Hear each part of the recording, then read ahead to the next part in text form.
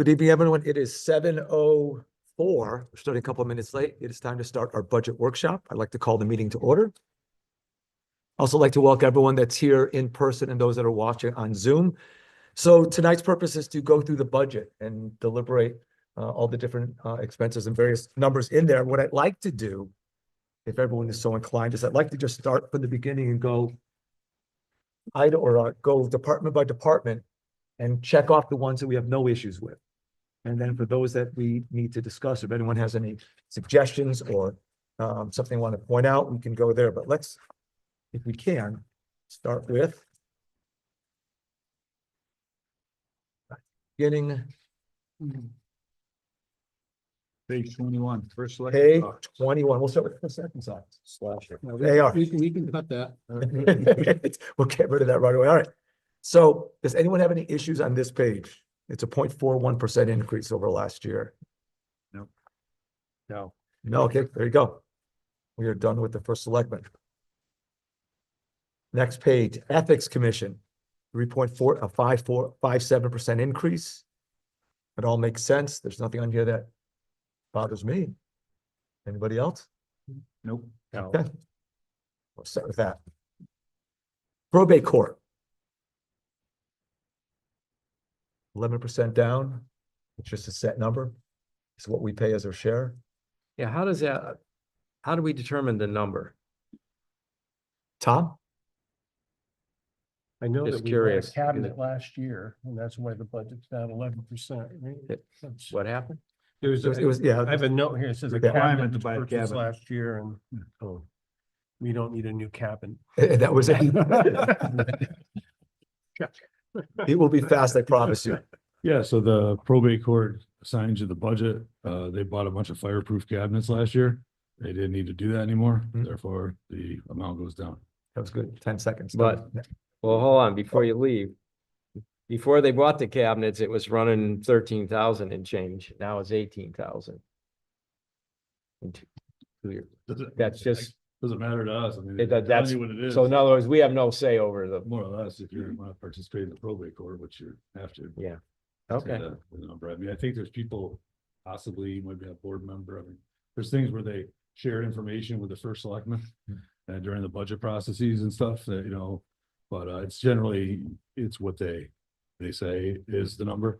There was, I think, some rental increases. Last year there was I believe, you're tapping my brain on this one, but I believe there was a rental increase too in space. So that would have continued because they needed the additional space. That was in the prior year, so, and their leasing goes up. Usually that's, I mean, it's What It's towns their- are it's we, do we share probate with? top of the. Oh. side. Okay. Yeah. Got it. Portland, East Hampton, East Haddam, Marlboro. Okay. Who would we reach out to get details on that? No, there's a sheet of it. I mean, it's just, that's our allocation. We have the sheet of what it What the is. breakdown? is. Yeah, they sent it to the first selectman, so the first selectman sent it to me because it was approved. So Mike's keeping that from us? Pretty much. No, I mean, it doesn't, there's nothing you can do. It's like, you can't just not pay it. It's either, this is the number, you have to pay the number. Yeah. They just send you. That's just the fee that they figure split out. up. It's just interesting that it goes up 50% and then it goes down like 11. Yeah, What it is- was those, the filing Yeah. cabinets, and then there was an additional, I think it was an increase in the space and an increase in the rent Mhm. from the past, but I mean, again, I believe there is a board or someone that administers the Yeah. probate court, and then that gets through and. Rick, I'll find out more details. It's just Yeah, like it's- Chatham Health, there's a Chatham Health District provides you a budget based on a per capita, and then it gets allocated. Those are two very similar type of things. So it's, they come in, they tell you this is what it is. You know, I mean, if it was, you know, a drastic issue, then, you know, the first select we could, you know, talk to them, but I mean, once it's voted on. Pretty much that's the operating budget you gotta get. Okay. I'm just I saying, think hold it's a their feet to the perspective. fire. Absolutely. I shall do that. All right. Next, so are we good with that? Yes. Yeah, So I will follow up and get a little more details on that. Page 26, elections. Down 4.61%. There was nothing on here that stood out to me as being an issue.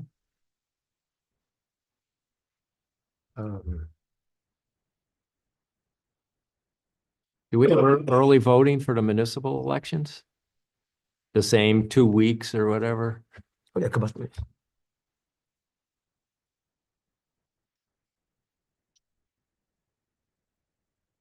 Evening, Michael Tierney, Town Clerk. Yeah, so municipal, right now, there's potential legislation to reduce that, but the municipal early voting would still be at 7 days, or excuse me, 14 days at this point. That obviously, we just came out of a presidential election, more ballots. Early voting was new last year, so there was some unknown in the, some of the numbers. This year with the municipal, we'll, anticipate unfortunately lower voter turnout. So, some of the supplies and stuff like that will go down. And probably no municipal primary. Do you need will you need as many poll people? Yeah, so that was kind of some of the up in the air last year, and that's kind of why we had a little bit higher number. We came down on that. But you still need 3 people for the early voting, because there is also same day registration during early voting. So people can still register to vote and then vote, almost like what they do at the polls. So you have to have one of the, poll worker for that as well. Okay, thank you. No other questions. No other questions? No, good. Anybody else? All right. Good. Finance Department.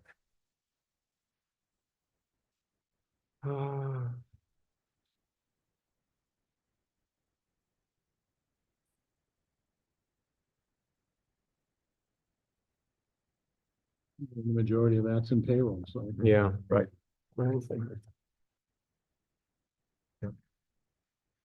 So Is, there's nothing I hear that flagged. okay. Is it the,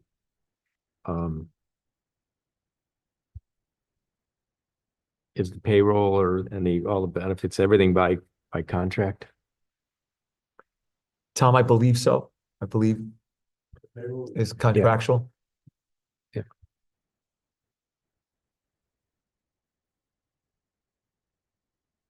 Okay. Okay, what Tom said is for all allocations and for all the employees. Correct, Tom? Or do you have to walk up? 3%. Across the board? Non-union, All right, 3% non-union and contractual. For the difference. Yeah, and then just the bump we saw in service contracts, which seems to be a trend. Yeah.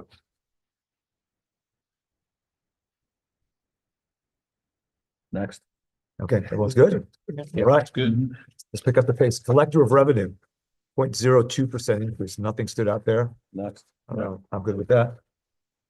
All right. Page 32, assessor. Did you make a run for it?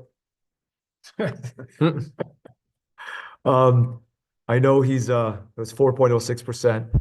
I know he's got an assessment starting later this year that he'll be doing. I have no issues with these numbers or what he had talked about before. Everyone good? Yep. Next. Board of Assessment Appeals. Huge 26% increase from 1,300 to 1,700. Cost of stipends to members. It makes sense to me. Next. Thank you. Town Council. So this one, just brief comment. We've had some issues over the last year or so that we've been pursuing. I was able to stop one potentially costly issue by doing a settlement, which saved our town probably 20 grand in potential costs. I'm watching that number very carefully. I'm trying to be very cognizant of what we do for council. But we do have a couple of things coming up. We have the water issue and MDC and some other ones. So I'm trying to be very careful on what we do and what we use this for. But that's the only reason why it is slightly higher. I'm anticipating we may need to do some of those things, but nothing unusually big that I anticipate. So I feel comfortable with this amount. Everyone else good? Yes. Bobby, what is it? Next. Thank you. Town clerk. 8.12%. Does anyone have anything for Michael? Nope. Well, he had the software system, right? Yep, that That's was the the main biggest thing. increase driver there. Technology. gonna make us more lean and better? We'll remember that next year. Okay. Let everyone know that he crossed his fingers and said yes. All right. Town clerk, I'm good with? Yep. Central services. It's not a department, but this is their buying. It's 1%. I'm surprised it's not more with the cost of everything going up. But is there any particular numbers here that selectmen would like to look at or discuss? Postage and printing and publications, I think, are the predominant changes. Yeah. And that's common. All right, technology department. I think we have a technology department gentleman here. Why don't you come on up there? And I thought we were only stopping if we had questions. this one I have questions. This one I have questions. Great. All right. I don't know. Peter Lipka, Director of Technology. There you go. It's 8%. I know a lot of it's contractual services. And others. If you can just walk through, again, the licensing software and fill everyone in on that again, because that one I was asked a couple times. So Okay. talk to me about that. So the licensing software, you'll see a jump up roughly $25,000. That's a result of 3 new public-facing services that are in the process of being onboarded. 2 of which are already onboarded. The third one is expected to be complete, and therefore we will have to pay for these in the upcoming fiscal year 26. Before I tell you what they are, they cost roughly $28,000 worth of new expenses. So were it not for those, that budget actually, we found a way to reduce it slightly. So that's the good news. The other good news is they're public-facing services, so they're considered valuable, potentially money saving or preventing us from having to spend more for the same. And what those 3 in particular are is one is a GIS web portal. So there is geographic information system information that's now available to anyone who wants to access it from a computer browser. And so not only does that help residents who want to learn something, or a potential property developer who wants to get a ballpark, an estimate of, is it feasible for me to do what I want to do within the town of Portland? It also prevents our land use staff, which is busy all the time, from having to answer even that many more questions. So Dan Bray could speak to more detail of that service and its benefits, but that's an overview from my perspective. And that one in particular is $3,500 for the upcoming year. Another one is the Laserfish electronic records maintenance. So that is building plans, for example. Rather than have someone have to come in to town hall every time they want to examine a plan or whatever they would do with the plan, many of those are now online, and so they can be accessed without having to come into town hall, without having to ask our staff questions, and just the convenience factor. Again, you can do it 24/7. That one is a $7,600 annual fee. And then the third one is the online permitting system that this is in progress. And that is Dan would really give you the details, but my understanding is that our land use and building department is a generator of revenue, and this will help that process. People can get information about the permitting process through it. They can, I'm guessing here, but my assumption would be they can actually submit some of the permits. It can help track the permitting process, and it will make the process better, potentially stalling the date at which you would have to hire additional staff, because you can now do more with the same if this system can in fact do that. I do not know if Dan is here. I see no one raising their hand, learning me that they are Dan, my honor the best. I'm assuming Dan isn't here. Tom's our go-to. All Yeah, right, it's- good. So if Our I've substitute, misspoke, yeah. if there's more detail to add. No. So those are the ones that he just spoke about, were the ARPA funding approved projects that you guys all had approved the ARPA funding for. And we had, we're implementing those projects. These are the ancillary costs that result after the implementation of those. The laser fees, the GIS, the the time bond amount, the actual land use online permitting. And then the other one that was a larger one, that's the Adobe permitting, licensing is going to a more of a software subscription based feature. And that was another one, but those are the ones that he's talking about were really there was about a $9,000 swing up to $10,000 swing up in that licensing one after the bid world.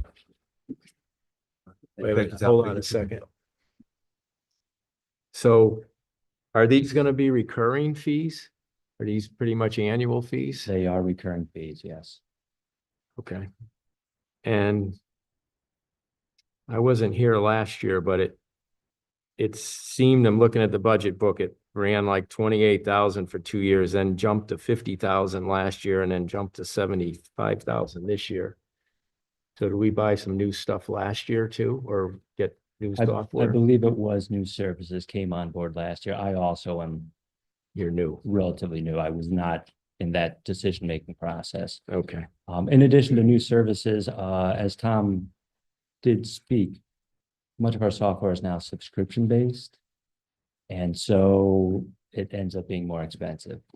We find and use alternates whenever we can find one that does what we need it to do. But they're becoming harder and harder to find. And so that budget item in particular has suffered from that and has incurred increases year over year. So is it safe to assume that like this 75,000 is kind of gonna be the new base? Or is there- Yes, I would say the new base, unless additional services are found that are considered valuable and come on board under that budget number, but I can't speak to all departments and what. they- Yeah, no, what thoughts are. well, that's true. That, yeah, this is covering all departments. All right. Is it the hope that the software will increase the efficiency for you guys, save some money at the other end, as well as make it easier for residents to do their permits? I mean, it should have a positive benefit. I know it's a cost to it, but it sounds like it may increase the efficiency. It's my understanding, yes. Simplify the process. Allow us to do what we're doing without having to bring on additional staff, which would have to be managed. Taking time away from Dan. Everyone good? All right, Pete, thank you very much. Hey, my pleasure. Thank you. Excellent. Next, page 44, Fire Department. The only change that I had looking at this was, I'd like to see with the costs that have gone up over the last couple of years, I'd like to see us make an adjustment to the stipend and move that from 1,800 to 2,000. Line are you, Jim? The annual stipend per member, and I think we have 58 members, is $1,800. I'd like to see us move that to 2,000, which would be a net cost of $11,600. But it will help some of the costs that have gone up that they're bearing. It'll help our volunteers a little bit.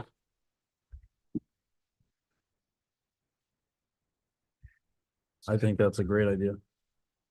I agree. Because we keep talking about having retention in the department. Yep. And it's not a lot of money, but it'll make a difference.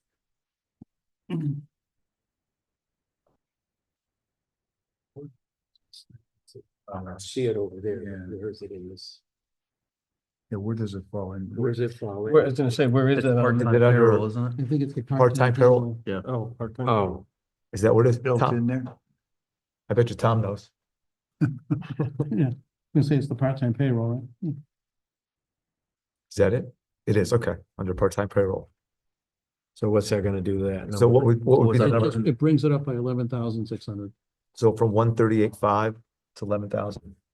On top of that, It'd be one, 140. 140,100. and the difference would be again? It only brings it up $11,600. $1,100? No, No, 11,600. you missed a digit. I'm sorry, I missed a digit. 40. 150,000. I thought we had 58 people in, okay, I thought the write-up said 58. So if it's 52, it would be slightly less.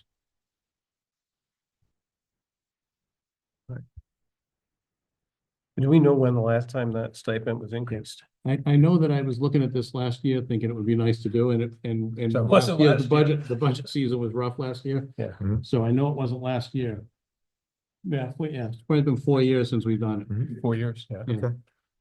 So 52 times 200, 10,400. Did I do the math right? Yeah, No, 52 times 200. yeah, Yeah. it's 10,000. 10,400, yes. Yep. All right. All right. Is everyone good with that? I'm fine with that. I'm fine with that. Fine with that too. All right. To just that number up to 10,400.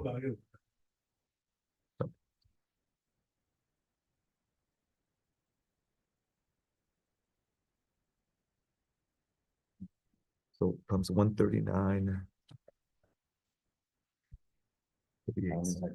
Yeah, be 148.9 Yeah. would be that line item. Yeah.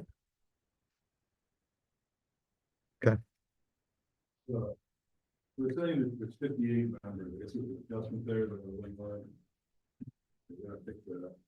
Oh, so now It it's goes So up there and is down every 58? year depending on who's active. It could be 55 next year. We've always used 58 now. Okay, so it kind of fluctuates.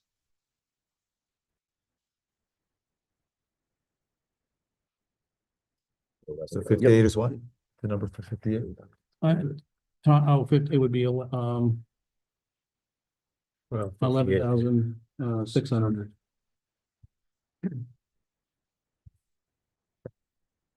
If it's 50, what is it? What is that? The budget, 52 members at $1,800. Yeah, I mean, bolded, it should have been 5,800. okay, Saying you wanted it at 2,000. So he's got to bump up the number from what he has in here. Right. Plus the stipend difference. okay. I got you. So that includes updating the number from 52 to 58 and updating the stipend. Right. Okay, thank you, Tom. And what's that total number now, Tom?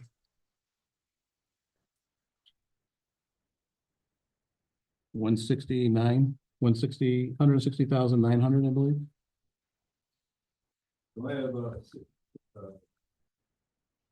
116,000 on that, for that change, Mhm. the total, and we were at 9360. There's other things in the numbers. Yeah, Right.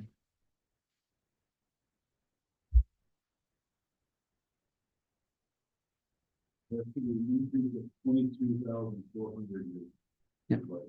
To the 138.5? Yeah. Right. So additional. All right, So how much? 22,400, 22,400 22,400 increase. to line 11003 and then the total down. All right. Yeah, I think that's well deserved. 4 years. it's not a lot, but let's, We appreciate Listen, all no, those we- guys we do. appreciate what Yeah, they do. gentlemen and ladies do for us. yep. I agree. All right, any other questions for our fire department? I just had one question. We talked earlier in the year about the training captain. Is that replacing the assistant deputy chief position? Was that what that was about? That was a while ago that we talked about it.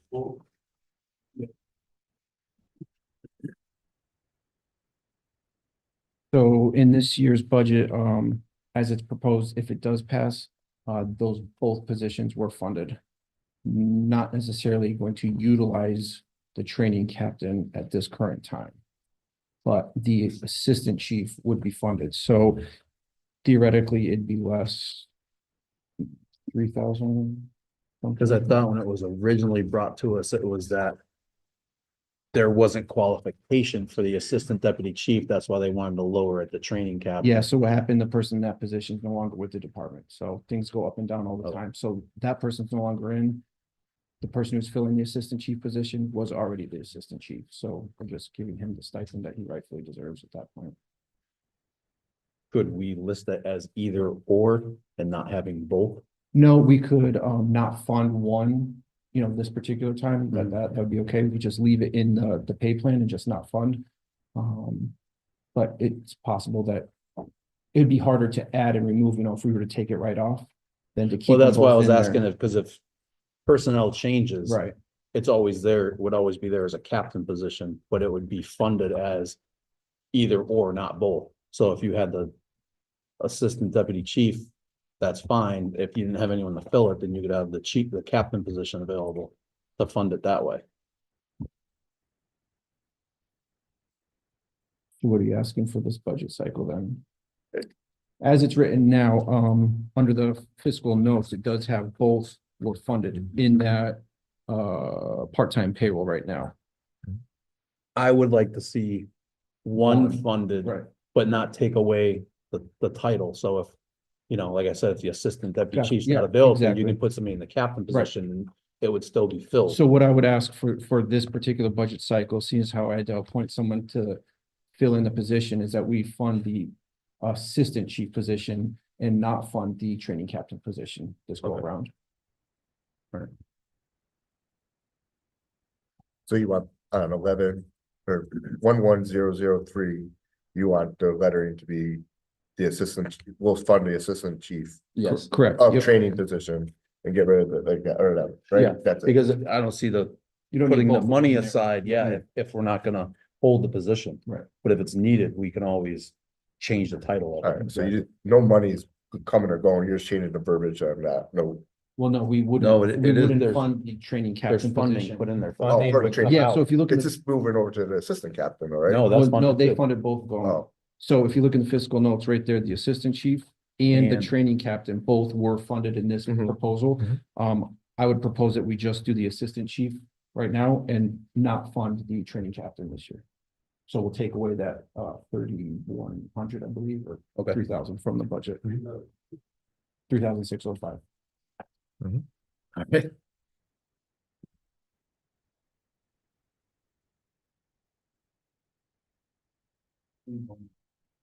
Oh, yeah. Is that 30,000? 11003. No. No, 3,000. Nice try. Three, I was like, that's more than I get. Yeah. Right. Thank you. That was all I had. 3,065. 3605. Thank you, everyone. 3,605. Okay, I'm minus being that, all right. dyslexic here. Right. Thank you, Rob. Tom, you got that? Okay, all right. All right, ready to move on? Yes. Bobby? Yeah. Thank you. All right, check. All right, fire marshal. We have Mr. Shea here as well. I believe the increase here was for his new position as being able to help out as a deputy fire marshal. And Is he do- qualified for that? He qualified for that? All I think about that- I Boad. think it's a yes. Thank you, just making sure. All right. I'm gonna say check, move on. So, Yep. whoa, whoa, whoa, Whoa, wait a whoa, minute. The payroll, the part-time payroll is for the fire marshal? Yeah. Period, right? Mhm. Yep. Okay, or is there anybody else in that number? I see here personal expenditures cover. That's fire part-time marshal and Fire two marshal and deputy deputy, fire- and we have and two fire deputy fire inspector. marshals. And a fire inspector. Okay, It's for all the inspections that they have to do. They were kind Yeah. of short this year, so yeah, I was gonna say. add a little bit for extra. 4 Okay. people, that's not. Mr. that's a Shea. increase. Got the training necessary to be able to add into the mix, so. Okay, All right, we're good? Up? Yep. All right, there we go. Emergency dispatch, this is just contractual. I stopped by the dispatch center last week, met Wayne Bartola, I believe it is. Thank you very much. I was close though. Anyways, very impressed by what they do. They're actually building a new building, a new center for themselves. They got $40 million to build it, but they showed me the plans. They're excited, but they are, they cover our people. They have nothing but good things to say about our police department, how we work together with police and fire. It's a great relationship, but that's contractual. Right, everyone good? Yep. They invited all the selectmen, whoever wanted to visit them, they're happy to give you the tour as well. If you haven't seen it in Middletown, it is worth going to see.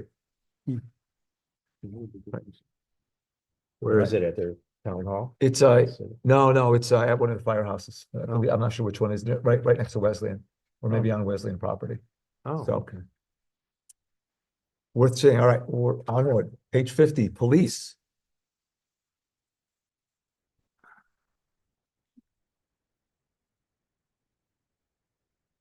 Um,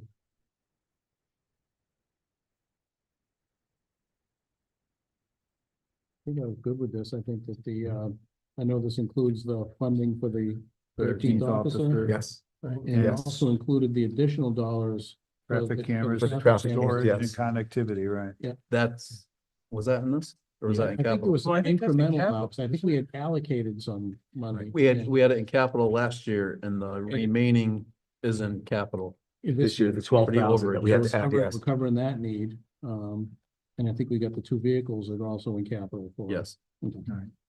And I've also got a note here that the state mandate with the cameras and all the other elements are included under contractual services too. Where are the cameras gonna go? Tell me Did I about say the the traffic cameras are gonna be- Can cameras. we do that in April? Was that? We do that in Yeah, April? we could do that.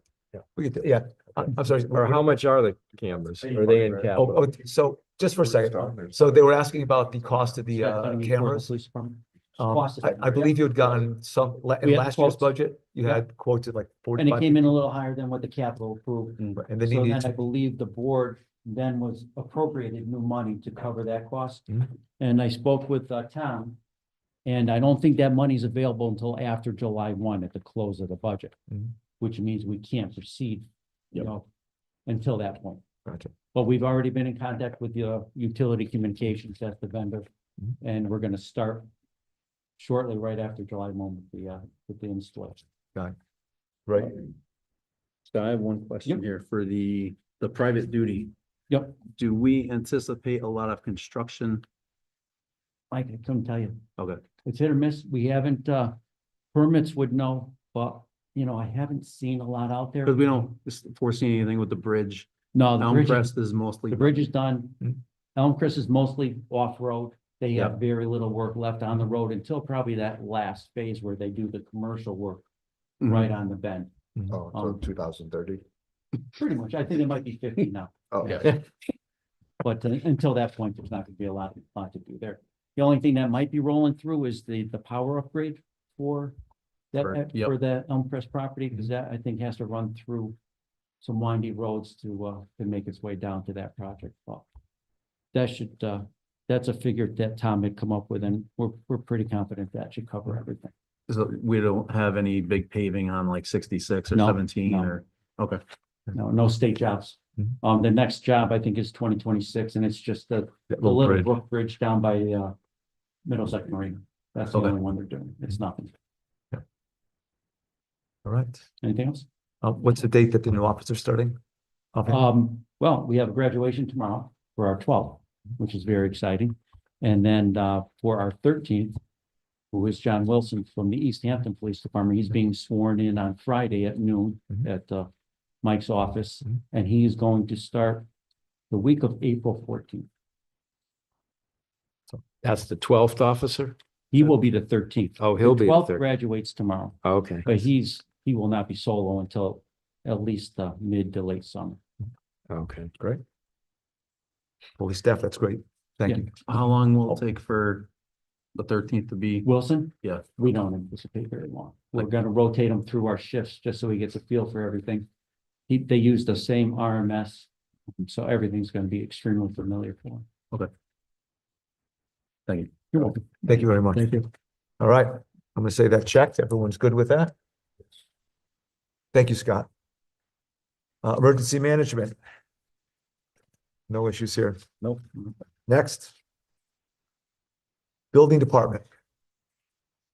3.79% increase. There was Pretty nothing much here. Was that? Contractual. Yeah, it's all contractual. Are we good? Good. Next. Page 56, Public Works. I'm good. I'm good.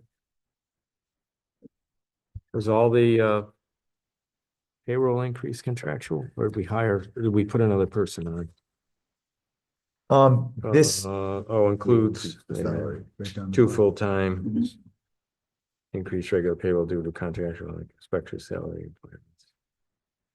Yeah, I'm sure we're funding the We're- Public Works Director position. It's not yet filled, so. right, We're anticipating a higher payroll if we had a qualified person.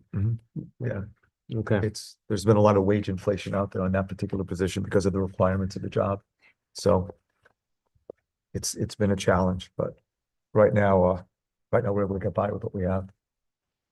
Rhino Halpern has We're been able- getting by. And We're getting by, right? Yeah. Right.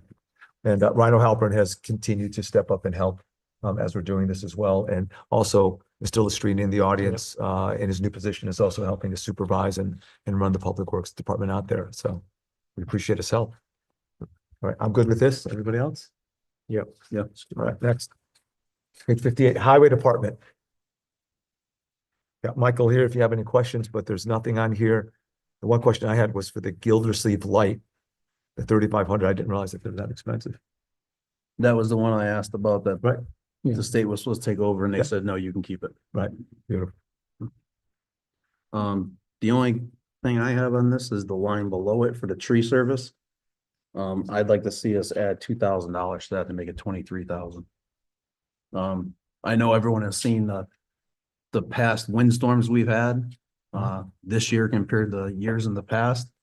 We've had minimal power outages because of what Mike is doing, whether it's with town crews or hired contractors. We have less road closures every year because of it. And I know it's getting more expensive every year for them to do what they do with the small amount they get there. Okay, I have no problem with that. Yeah. That's good. Have Mike, look, can you come up here real quick?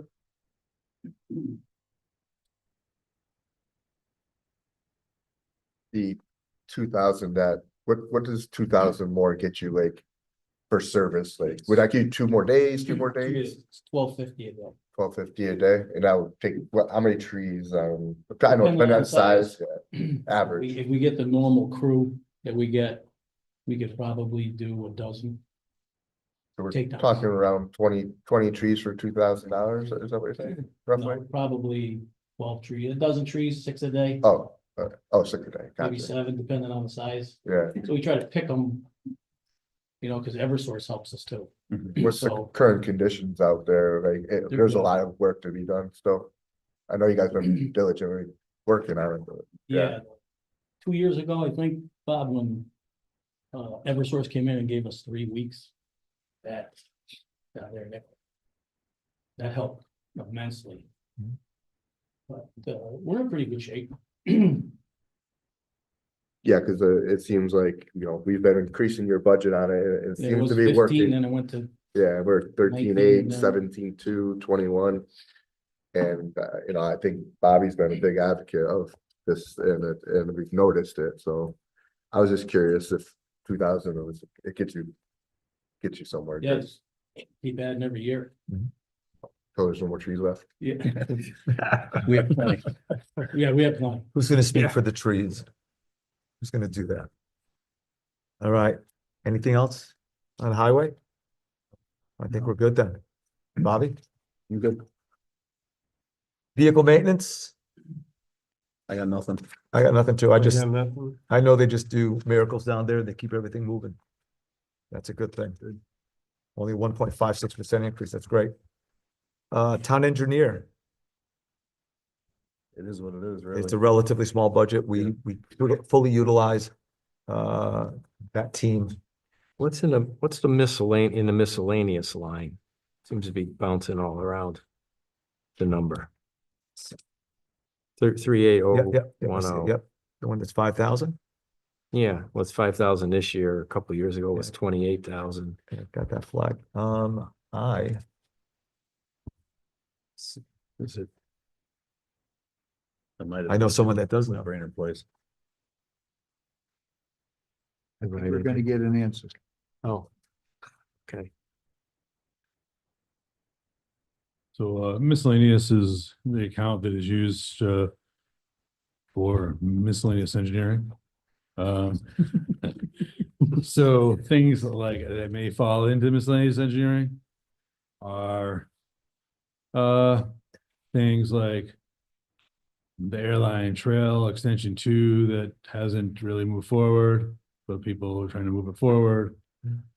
Things like the work that would be done on the project that people are trying to do some type of a inlet into the river. The riverfront access. Right, Yeah, where we got a grant, but there was a lot of upfront money that was kind of required due to compliance with specific rules. Yeah, with deep. Yeah. Yeah, okay, I'm so, familiar with that Yeah, project. that's probably a lot of it.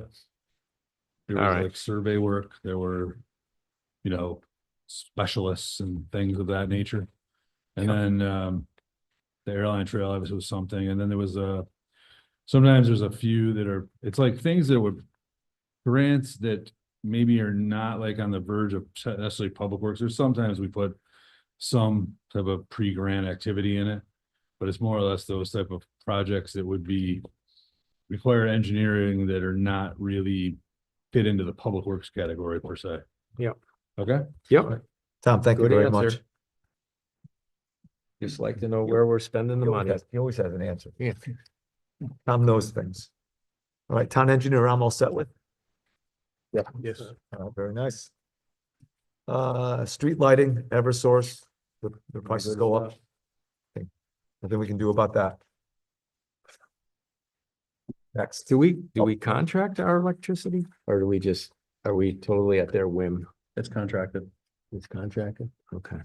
but it renews in December, so it's not a good time to do it. Mm. Yeah. Right when gas and oil are high. Right. Mhm. All right, next. Grounds maintenance.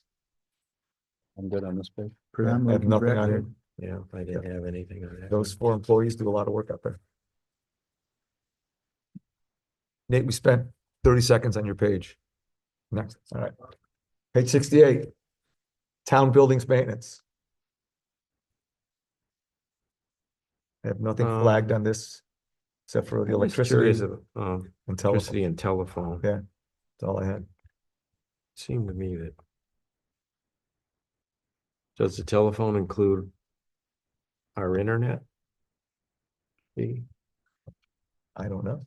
Just seems like, I don't know, Seems seems like like a big jump. Usually 52,000. Oh, there's a note, fiscal notes.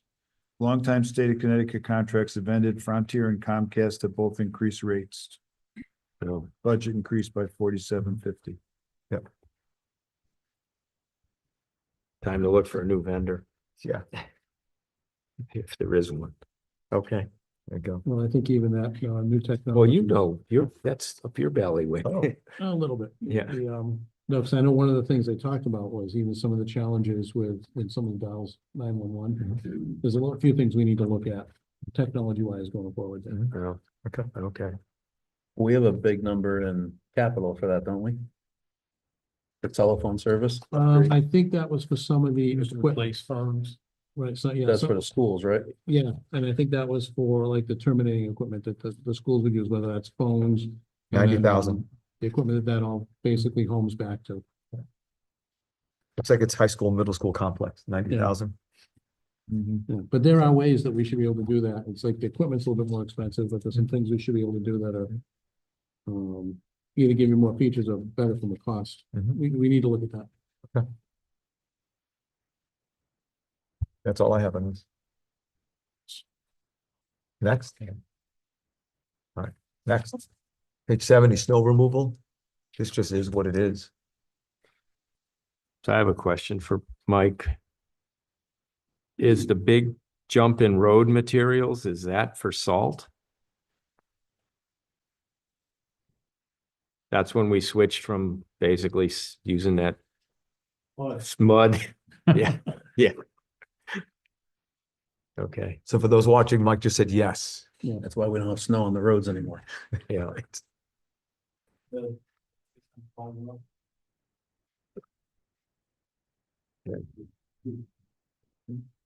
How much? But it must make it easier to plow, does it, or? Seems like the roads clean up fast.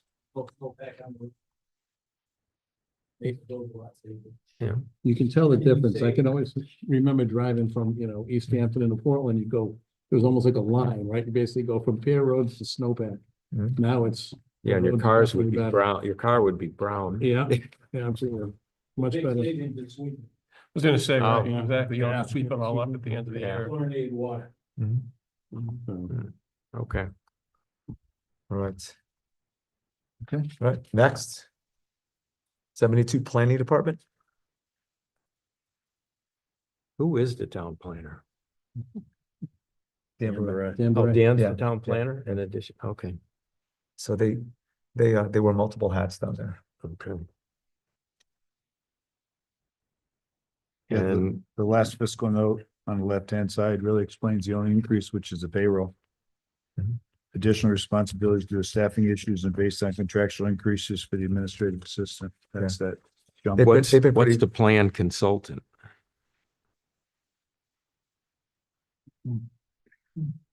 Is that like some outside consulting we? Okay, So in cases when they do need someone on the outside. Are we due to do a new? Are we due for a new plan development? plan? plan of We need a- conservation and development. Yeah, Yeah. we're about to Tom, we gotta get you closer. It was like about $4,000 is gonna be related to tie and bond for the GIS annual updates. So that's gonna be part of that. And then for the GIS system. And then the plan consultant can vary. It can be Jacobson on specific projects. It can be traffic engineers more or less through Jacobson on various projects. It could be Teiche planning on things that are not economic development that we may need. So that's kind of it's what it is plan consultants for the planner.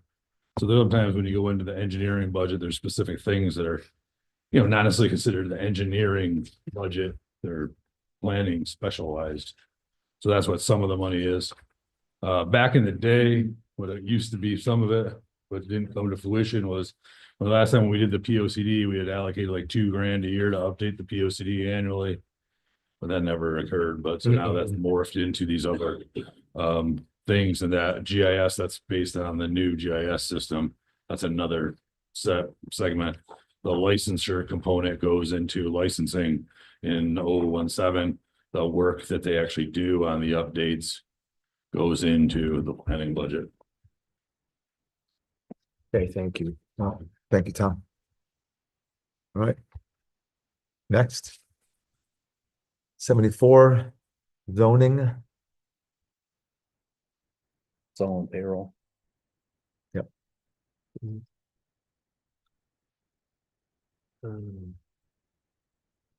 Good. Next. 76.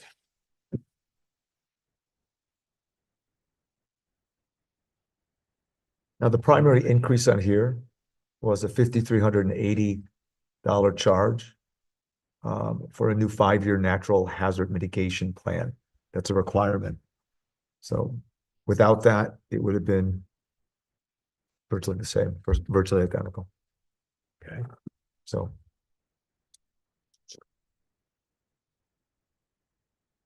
Next. Building and appeals, nothing on here, No, that's good. $1,800. Inland wetlands.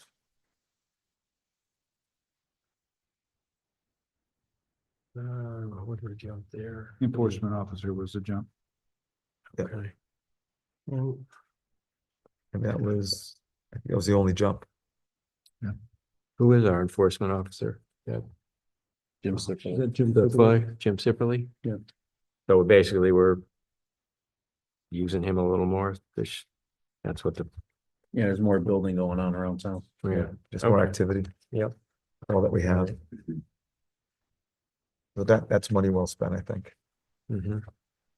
All right, next page, page 82, No change. Conservation Commission, this is a big one, $600 budget. I'm okay with it. Economic Development Commission,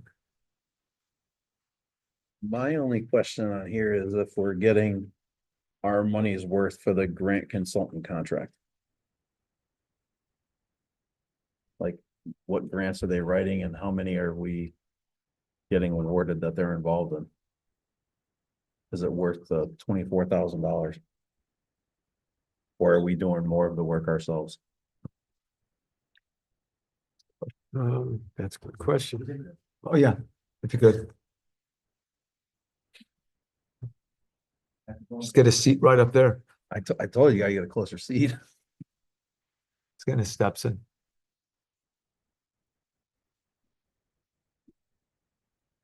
So,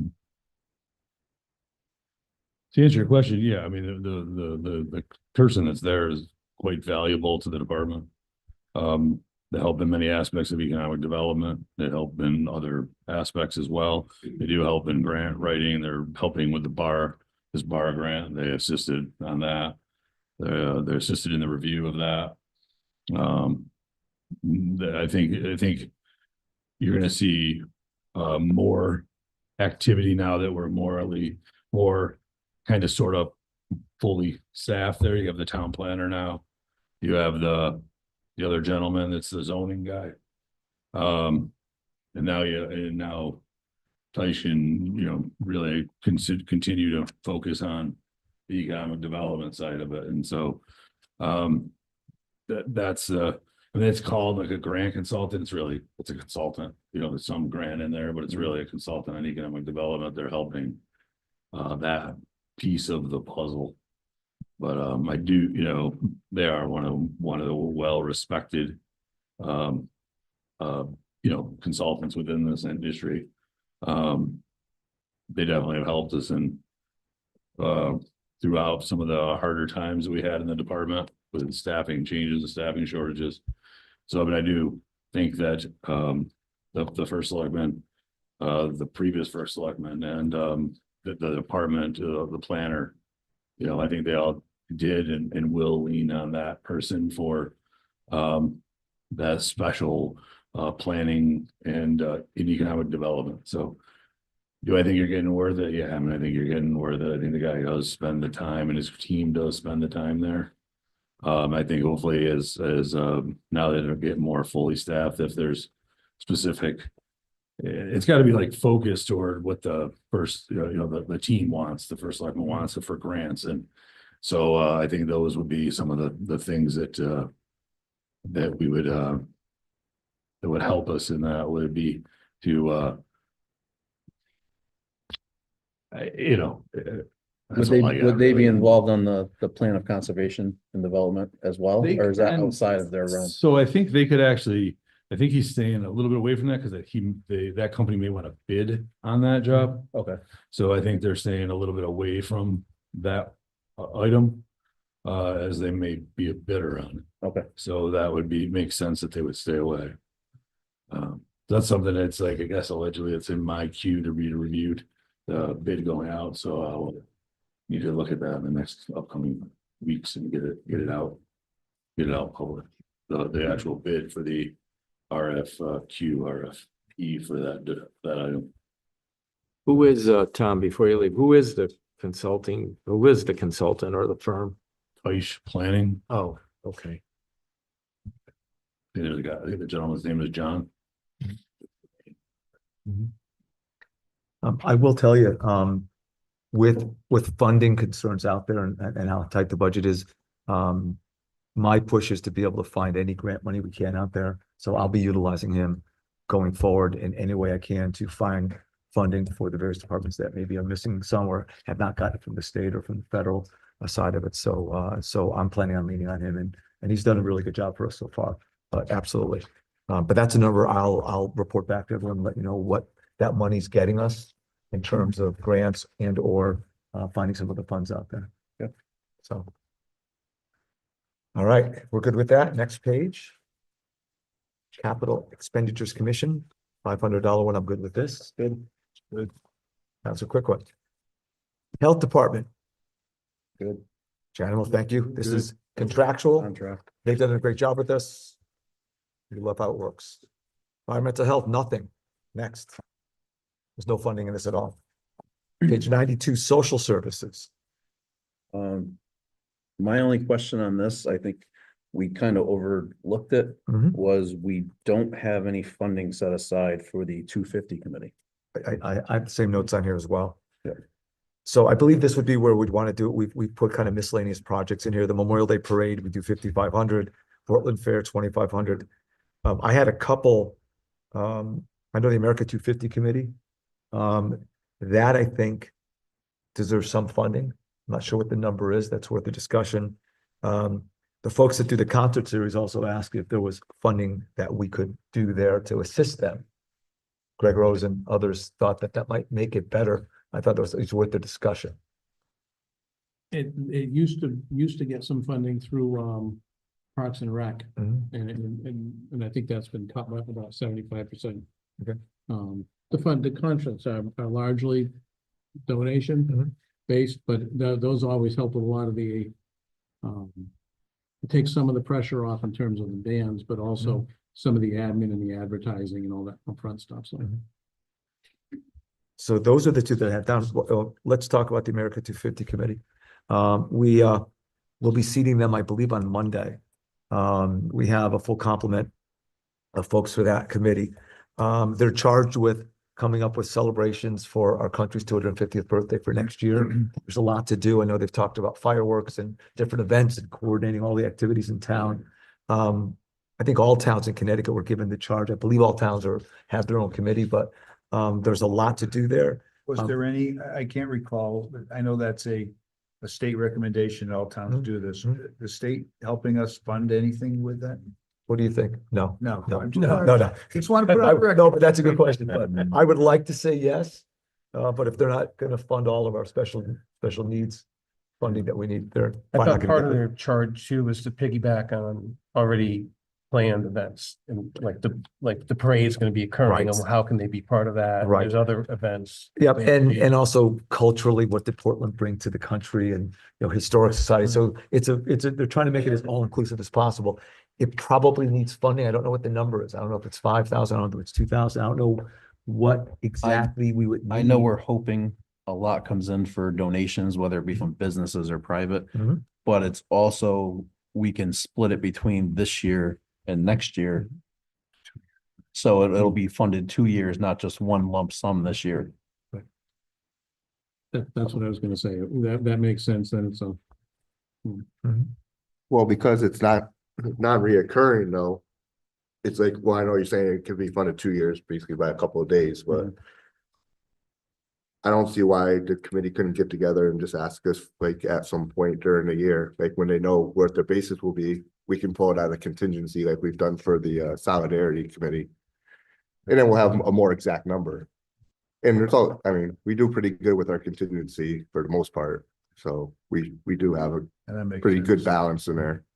So we're not funding it, but we're keeping it in the back burner until we know what's going on. It's hard I don't think this board had any problem giving contingency to them. It's hard to put a dollar amount on what they need when they haven't met yet. Yeah, I agree. But let me ask, Tom, can I ask you a question? If contingency versus putting a number in there is what makes more sense for you? You can answer from there if you want to. You don't have to walk all the way up. Would you rather put the number in there? Contingency.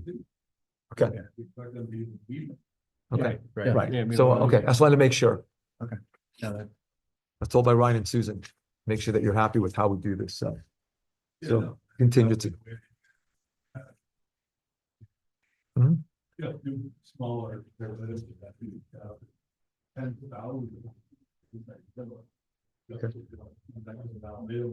One that thing that you're unaware. Like you said, Right. no one's gonna map, so they don't even tell anytime. Okay. Okay. So you're saying contingency is the way to go because we don't know what the number is going to be in case anyone's watching and not hearing you. Okay, all right, very good, all right. It's time to repeat. I'm for subtracting from the budget, not adding. Right, right. Yeah. And we're going the wrong direction. Yeah, Right, all right, because you're going in the wrong direction here.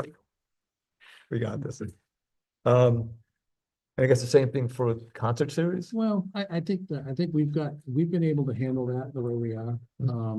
I think it's not a bad thing as we look at trying to do some different things. Maybe in future years, just to have it on the radar that at some point it may need some assistance. But let us keep working the way we're working it. It's keeps it a free show for our ratepayers, so our taxpayers. Okay. Yeah, and if we were gonna do it, we'd boost it back like we used to. We used to run, I think, about $1,000 in Parks and Rec for the concerts. I think that's down to, I think maybe a few hundred right now. And that's again, a lot of other pressures in Parks and Rec, a lot of other challenges that they're trying to meet, so. There's a line item on here that I have marked off for the Red Cross Dial-A-Ride. We have 32,000 put aside. I guess my question is, maybe Sarah? Do you know what we're using, or what kind of use we have for the Dial-A-Ride program? Yeah, if you could, yeah, just whether we're maxing it out, whether we do more with that, how it complements what you do. Well, yeah, or just the Dial-A-Ride in general. Pass this out. But it's for 2024. Sarah Caratasios, Director of the Senior Center.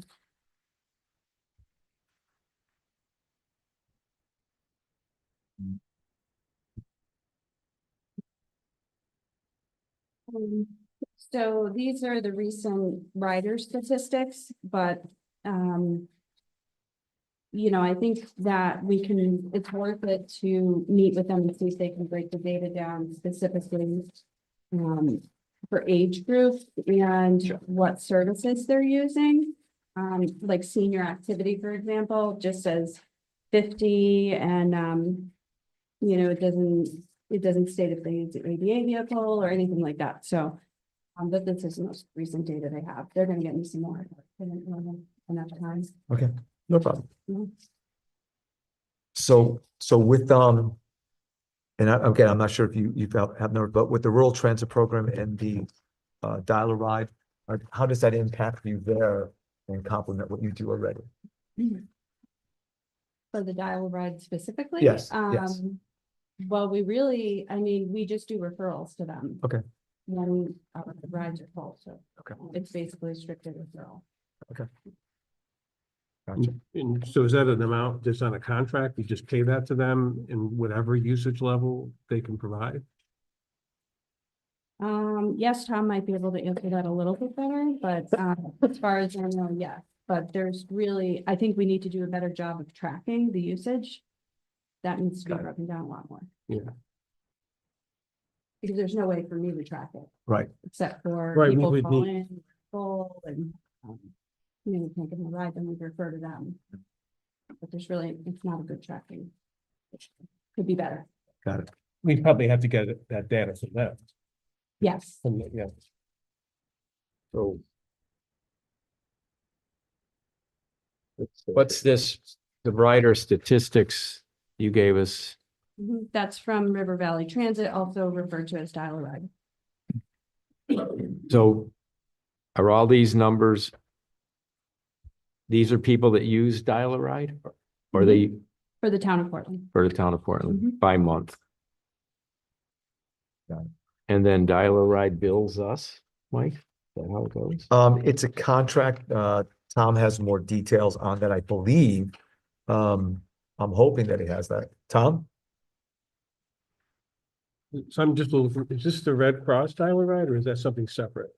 No, so I think that Dial-A-Ride, from my understanding, they contract out. So this is through Estuary, which is River Valley Transit. They've changed their name several times, but really, everybody just refers to it. Yeah, it's, you know, on the left side there, the budget, it says an increase is related to the Estuary Transit District's budget.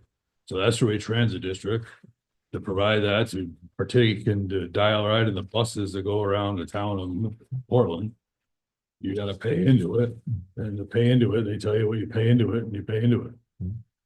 That's what that is.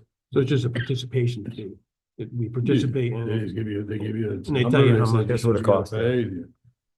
So But individuals access that individually, like every consumer in the town, Yeah, would just just make their own when they go, arrangements. when they drive around the town, yeah, it's an access to it that people can do what they need to do, and then it's also part of, I think, the buses that stop around in the town. Oh, okay. Yeah, I think that's both components of that. It's not age specific for seniors only. Oh, okay. So Yeah. This is the social service line. This is the budget usually that's run by the first selectman's office. So in that, these are the ones that we're providing to organizations that help us, help the community. So there's certain things that we're giving like sort of like a donation to, but then there's other ones where like these two they're providing us with a budgeted amount and they're saying to participate, you must pay out these amounts. Oh, yeah. Yeah, so that's how those are. Then the other ones in the bottom are more, parade driven and things like that, which are, donations into the parades and into the veterans to do, more various civic. veterans activities. and Right. such. So Tom, so That's all. their dial-a-ride is telling us for next year, we need to give them 32,000. That's correct. And then what's the rural transit program? Same, It's same, just- it's the asteroid transit. Okay, It's it's all just- these- it's all part of the it's all same. these People getting mass transit. The asteroid transit district runs the mass transit in the area. Used to be called MAP, Middletown area. Oh, yeah. Oh, okay. Like acquired or whatever, taken over. Okay. And so now they're called the Asteroid Transit District, so they do that kind of stuff. So people can just hop on those buses and they don't have to pay a fee? I don't know anything about Okay. that.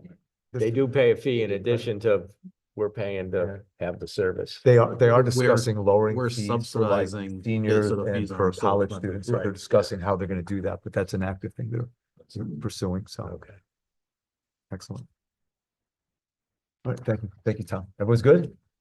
I guess. Well, Next. while we have Sarah up there, I know Yeah. hers is next, but while we're talking about rides, Yes, can we skip to page 97? And this is where she's requesting some more funds in the Oh. van driver stipend.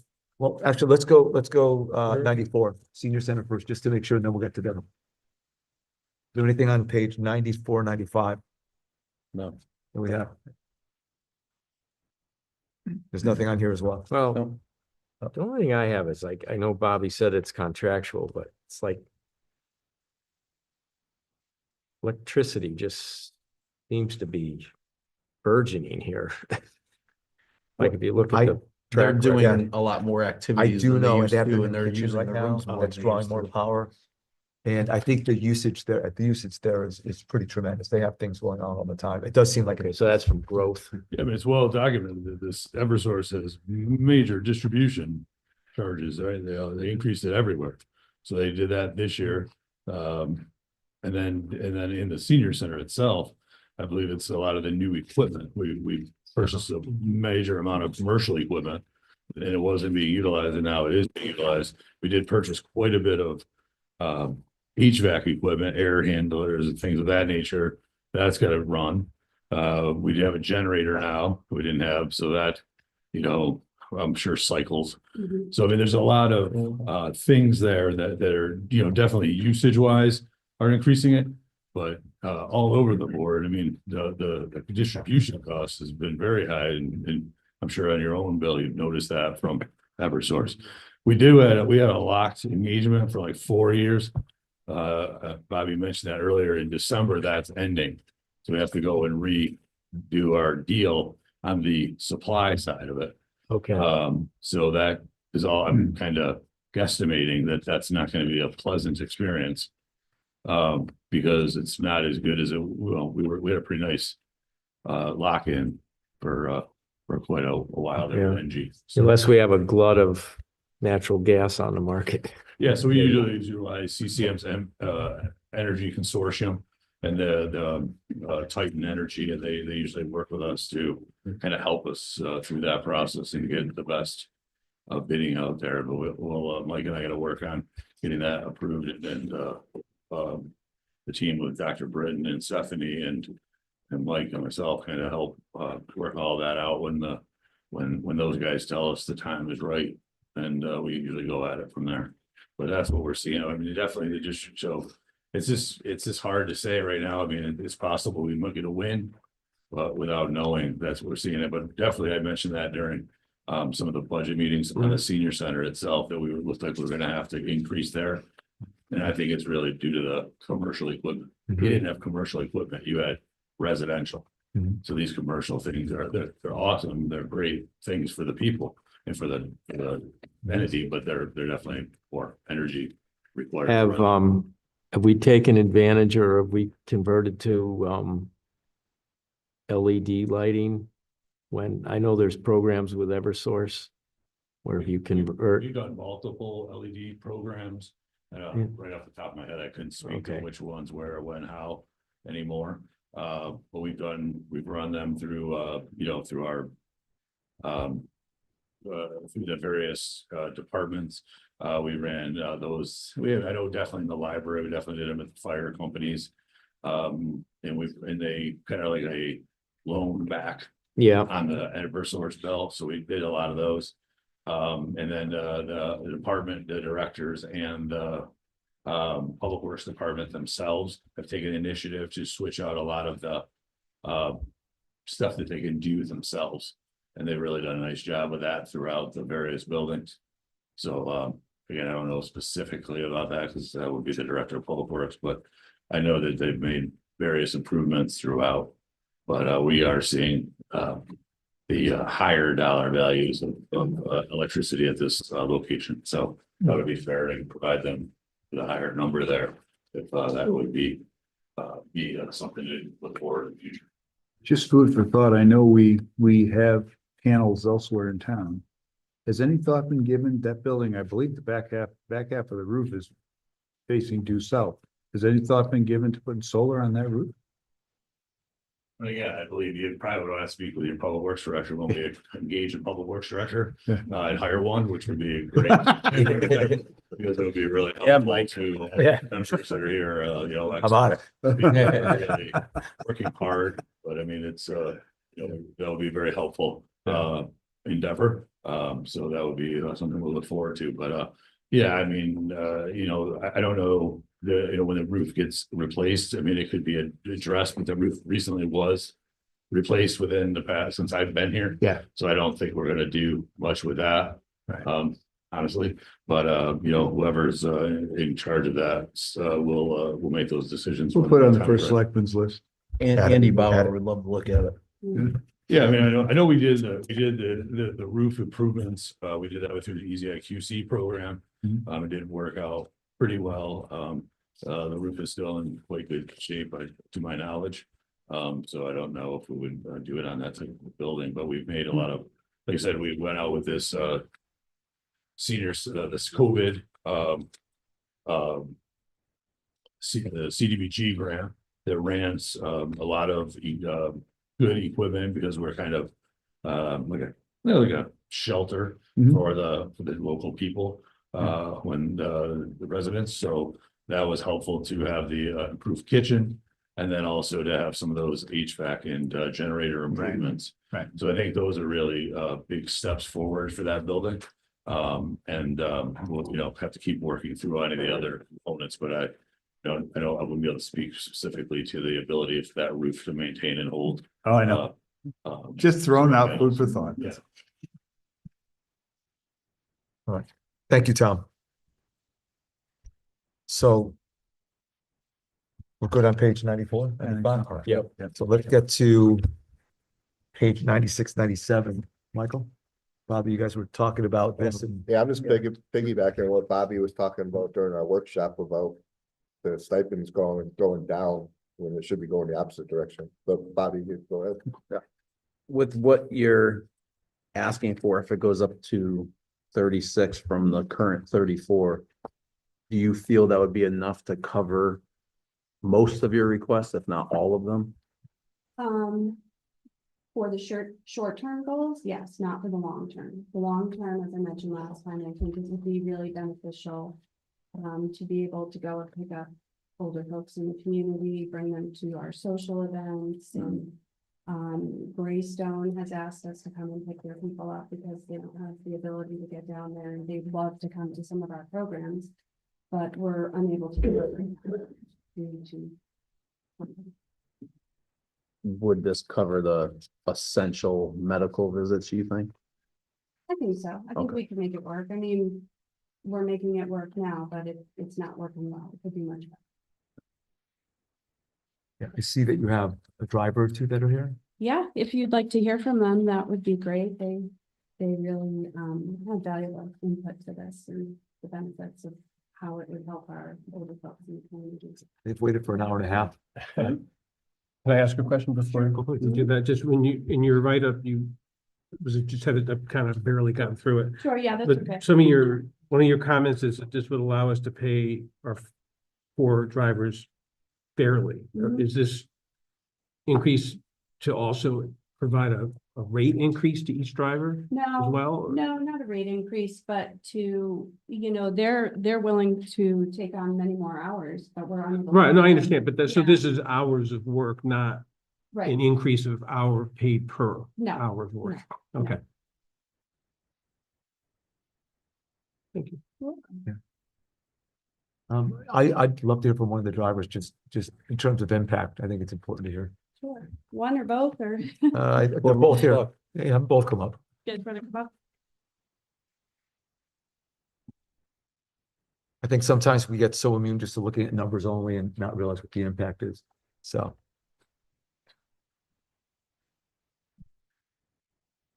Good evening. My name is Joe Carta. I'm one of the drivers for the senior center. I want to thank you for giving us the opportunity to speak. I think a lot of people don't realize what it is to be stuck in your house. We have people that we pick up. I picked up 2 people yesterday in that rainstorm that were vets that were going to Newington. And they must have thanked me 10 times on the way up there and back about and how good this service is. We have a hard time keeping, getting every ride that's possible. And most of the people that we give rides to are people with disabilities. We have people, that use walkers, that use canes. We have the wheelchairs. And we now have the 2 buses. We've now worked our way out of the sharing bus with Cromwell. So we now have 2 buses with lifts. We have a brand new van that's excellent. And I think, we were talking earlier about dial-a-ride. And I have a gentleman that I'm a conservator for, and he uses dial-a-ride in Middletown because they don't offer this service. And he missed an appointment 2 days ago to a vein specialist because he was 20 minutes late because the bus came a half hour late. And of course, if you're 20 minutes late at a doctor's appointment, we all know what happens. You have to reschedule. He is now in the hospital because of his circulatory problems. So, and not only do you have to call up and make an appointment to get picked up, they give you a huge time frame of when they're going to pick you up. So you may have to be ready an hour before your appointment or an hour and a half. And then after you go to your appointment, you have to call them back when your appointment's over and reschedule a ride back home. So there was a woman in Portland a few years ago that told me she waited for a ride back until 6 o'clock at night and they never showed up. So I think our service, because Portland is a smaller town and we can do this, I think it's extremely important to fund the services. And I thank you. No, thank you. Thank you. Thank you. Good evening. My name is Jack Rowan. I'm the senior driver for the center. Excuse me. I've been with the center about approximately 16 years now. And I have seen seniors where they will spend $2 a ride round trip when I first started. $3 a ride after a few years that I've been around. Now it's $5 a ride. And like Joe was saying, dial-a-ride. These seniors are thanking us for doing this for them because dial-a-ride, quote unquote, is extremely expensive and not dependable.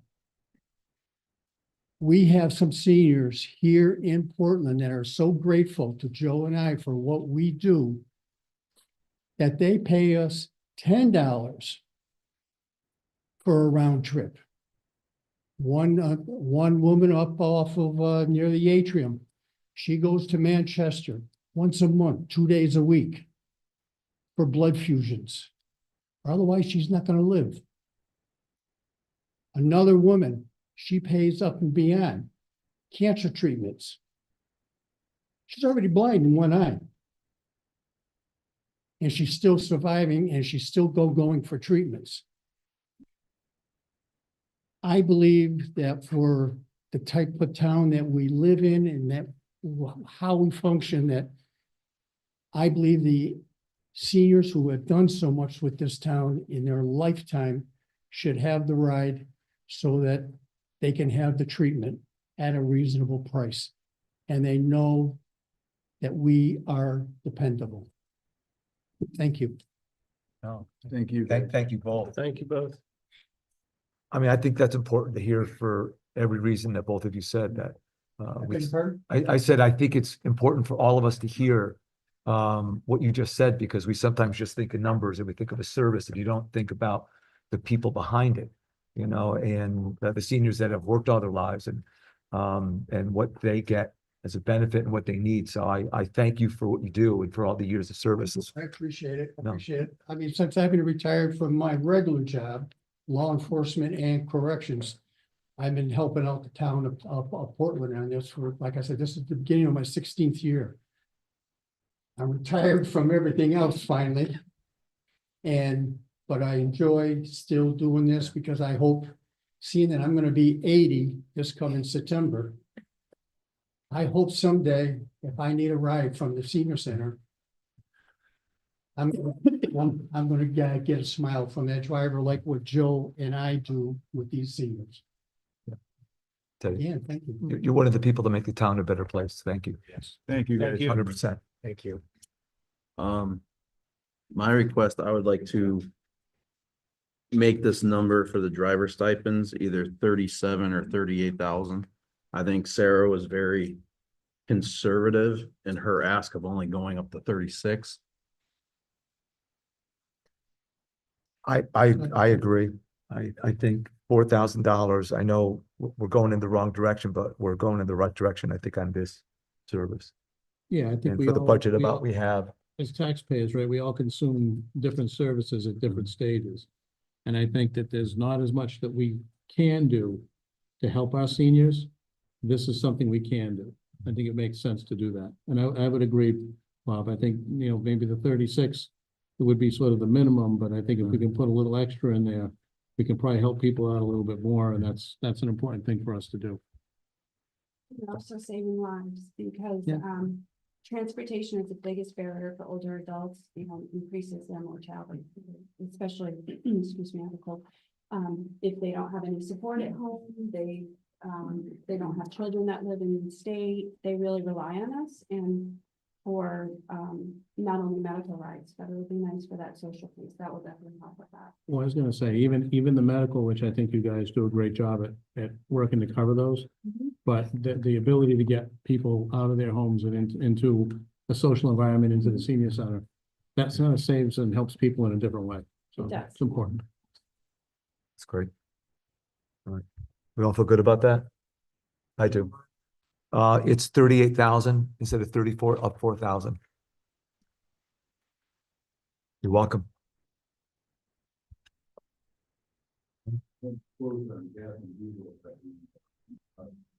Oh, should we bump that up a couple hundred? I say we address it if we need to. Yeah. They're gonna feather the contingency. gas all the way wherever they're going. We're gonna be There you good. go. No lead feet. Do luck. Yeah, we're looking at you. Get a solar bus, right? All right. Thank you. Really appreciate it. Thank you, sir. And thanks for the suggestion, gentlemen. I think that's, again, it makes a difference. Sometimes small dollars make big differences, and that's one. Yeah. I see the library's up next. I see that we have our library director here as well. Does anyone have any questions on this?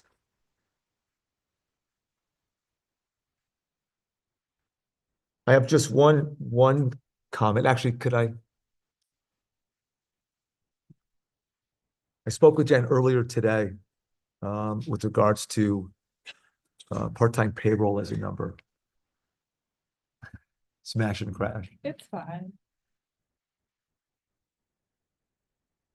balance this over here. Hi, I'm Jennifer Billingsley, the library director. Do you, given some of the changes at the library, I know there was a concern about the part-time payroll. And do you still have that issue, or is that something that you want us to look at, either funding additional, or are you good with that? I think we'll be good. Okay. I did, Tom was very gracious and gave me a slice of his time today and his number and walked me through his numbers, and I found the error in my spreadsheet. And so I'm feeling good about it. Okay. So thank you, Tom. Okay, good. But yeah, I think this is, We've all been there, Jen, Oh. where Tom explains us the error in our calculation. I got there. I got there eventually. So I'm grateful. Second that, by the way. I had no particular thing here. I mean, they do a number of things down there. We all know the upsides of what they do, and I know it's an 8% bump, but they probably do 20% more than the year before. But anyways, any issues on this? I don't see any place. Is this the only Easy. position in the whole budget that's new? One water. One, but that was existing from last year, right? It's not new. No, I think we have a new one. Oh, we added another Yeah. water one? There's only 2 water and that's. How many, so, Yep.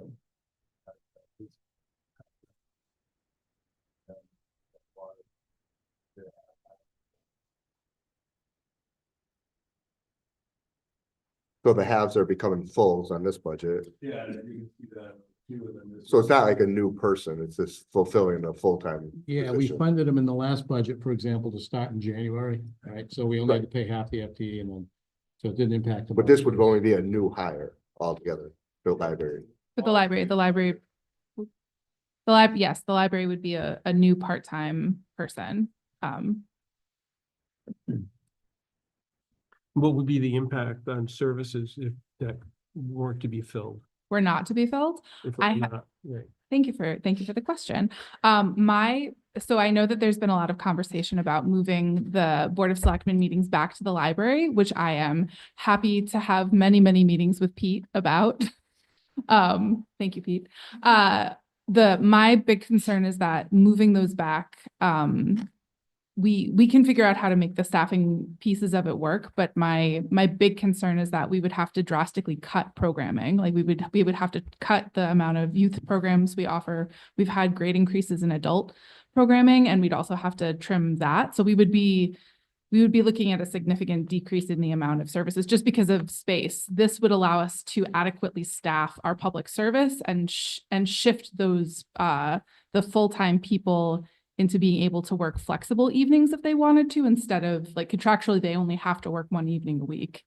So that's where that piece of it would work. It would also allow for more flexibility for Saturdays. Right now, I worked 6 days in a row last week because you needed a person on Saturday. Ideally, that would not happen. I was happy to be your public service librarian, answer questions about the meeting rooms and what books to read, but it really wasn't the best use of your money to have me doing that. That's the basis of it. So it's not, everybody's kind of pitching in and making it work right now, but that additional evening, and especially during March, when you are having budget meetings, we'd really be at a crunch to be able to offer the programming that the community has come to expect from the library. Did that answer the question? I guess it mixes it up a little bit in my mind because how the part-time position would be tied to the Board of Selectmen returning for 2 nights. Two nights a month. month. So it's Wednesdays. Most of our youth programming, and it moved to Wednesdays when the Board of Selectmen meetings moved out because, so it's. We got replaced. Yeah. Yes. So you were meeting statistics, not programming statistics, and the state cared about the difference. So, I think that's the other piece of. You have stuff. Yes, and Saturday coverage is the other piece of it. So Saturday, which I mentioned for that piece of it. So over the last winter, we had a staff member that was out on medical leave unexpectedly after the Saturday schedule had been published. And so staff came in and worked a single hour of overtime. So we would be able to, like in rotation, to be able to keep the library open as usual. It was very busy. Everybody was just kind of rallied to being able to serve the public for kind of like a straight run, and was only relieved for the meal breaks that they were contractually obligated to be given. And so it was a tough, tight couple of months. And I think the biggest piece of it is that like it could be possible to have overtime get added, but the staff are not interested in overtime, and we cannot obligate them to take overtime. And so what you have in place of overtime is me, because I'm your salaried employee. And I'm already kind of working more than is sometimes is doable to still get the administrative piece of this job done, because you don't need me there on the weekends. You need me there to call contractors and try and figure out the best you need me to be an administrator, not a fun front of house librarian, even though it was a fun Saturday, so I didn't mind doing it. So did that. I think you got that, yeah. Thank Okay. you. Thank you. Any other questions? So what's gonna happen then if the Board of Selectmen go back to meeting in the Mary Flood room? You're gonna have to reschedule other programs or reassign them, or? So we've worked out that because of how we book the meeting rooms and arrange our programs and schedule them, that's why we requested that you move back to our building no earlier than September to get me through summer reading. Because we will block book with other libraries. So we've already committed to things on Wednesdays, and I don't want to cancel on those commitments. So starting in September gives us enough of a chance to hopefully get a position like this funded that would make it doable and smooth to do this. If we don't get this funded position, it's much more rocky, and there's much less margin for error, because what we operate right now on weeknights with 2 human beings staffing the library in the evenings for those 3 hours. And if one of them calls out, somebody can try and come in and shift their hours throughout the week, or I can try and stay and work a bajillion hour day. But there's no cushion. There's nothing, like if that person is out, I have no backup. I have no sub. I have nothing. So the answer to that would be that we would need to close, because it wouldn't be safe to operate the library with just one staff person present. So, and I don't think, like, the staff have done everything possible to have that happen. I think we've had it happen once over the past year, even with the medical absence. So, and that was just because that was just it wasn't able to happen. So that's my concern, is that, like, I think we've done a really great job of communicating the way to make this happen as seamlessly as possible. But this would be the best way to also try and make that happen. So. Okay. Everyone satisfied with those answers? Yep, we're good. Thank you very much. Yep, my pleasure. Don't work 80 hours a week filling in for, 80. not that few. It's just not, it's not 40. So that's okay. All right, thank you. 20 hours a week is All right. quite nice, Listen, we are moving along. We're in triple digits right now, page 100 and 101. Employee fringe benefits. There's nothing to change here. Nope. Nope.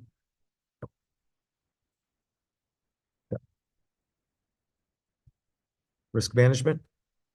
Nope. Same thing. Let's keep it going at this pace. Debt service. What it is. That is correct. And then the transfers, we've gone through this before as well. The only thing I had on this page, and I brought up earlier in our meetings, was I wanted to increase the open space to include the rental money from the parking lot on Main Street. Mhm. So that it would be funding open space, not just going to the general fund. So one complication with that, and Tom can add on if I don't explain it properly. I think we should put additional money in there. from my understanding, because that lease money needs to come into our general fund, and then but then we as a board would transfer it into there. He said to do it this way, not to make it that it had to go there. So Right. next year, if we wanted to, we could make that 50,000 again. Okay. So I'm suggesting we make it 66,000 this year. Oh, right, to right. Account for the rental payment. I agree, 100%. I agree. Agree. So that 50 becomes 66. 66, yes. And that's for the lease for the parking lot. Near the cannabis Yeah. Did we manufacturer. sign that? It is signed as of earlier today. So Okay. they finally sent it back, so. Yeah, thank you, Rob. That's all I have on that. No, that's great. That's all I have too. That's good. And town contingency, that stays the same. And we are done with the individual departments.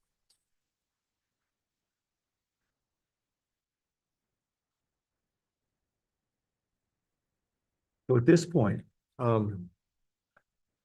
Oh, wait, we're not through no, never mind. It's not a good. I was curious how much of the contingency we went through this budget cycle.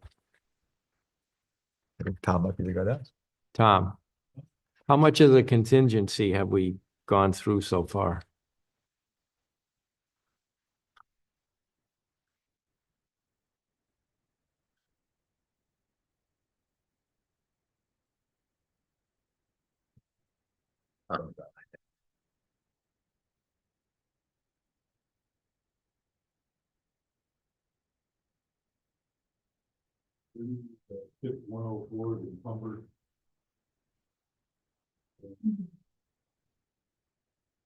Pretty sure.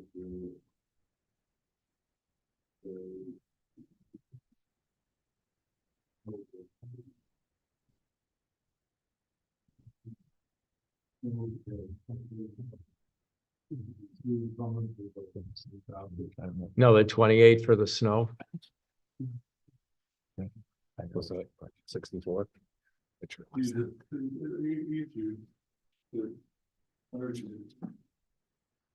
Yeah, I guess that's where I was going. Do we typically use it all up? Oh,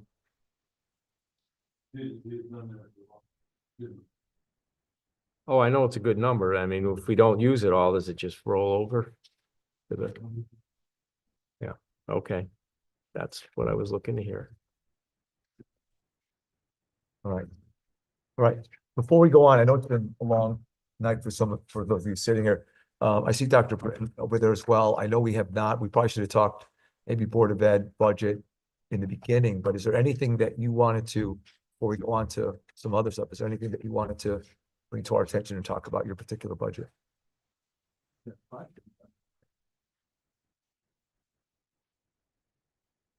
Question. Oh, yeah, you Do you do. want to jump ahead to Board of Ed then? Well, yeah, we can.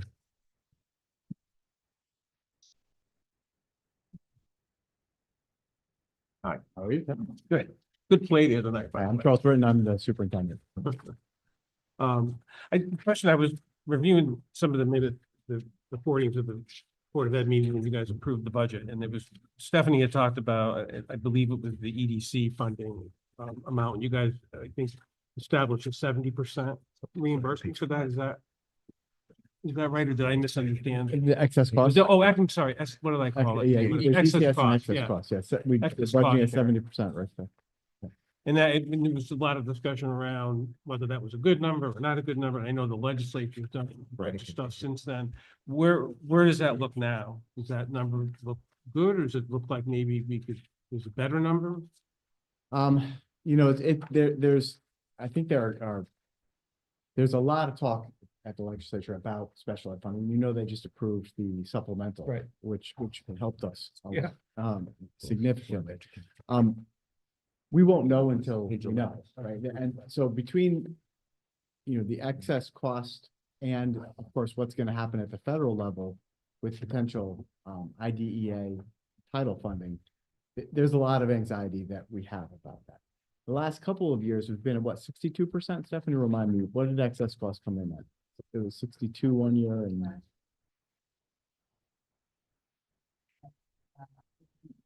right. So it's Right, that's what I thought. It had been higher in the past. Right.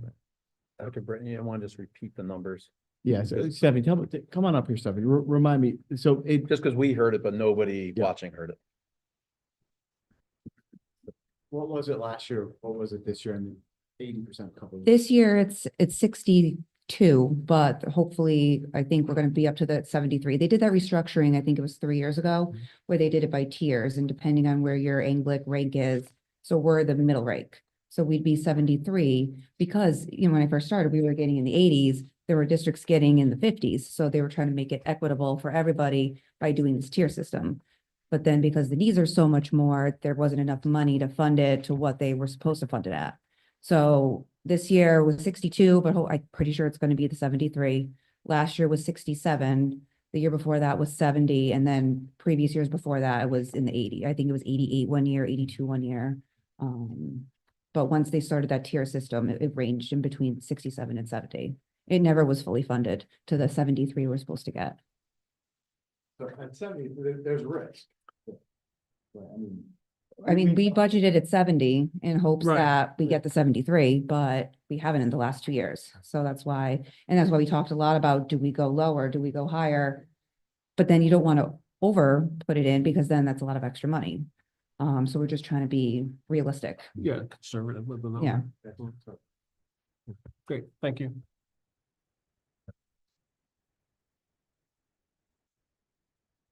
Page 11 is where Board of Ed budget starts. Right.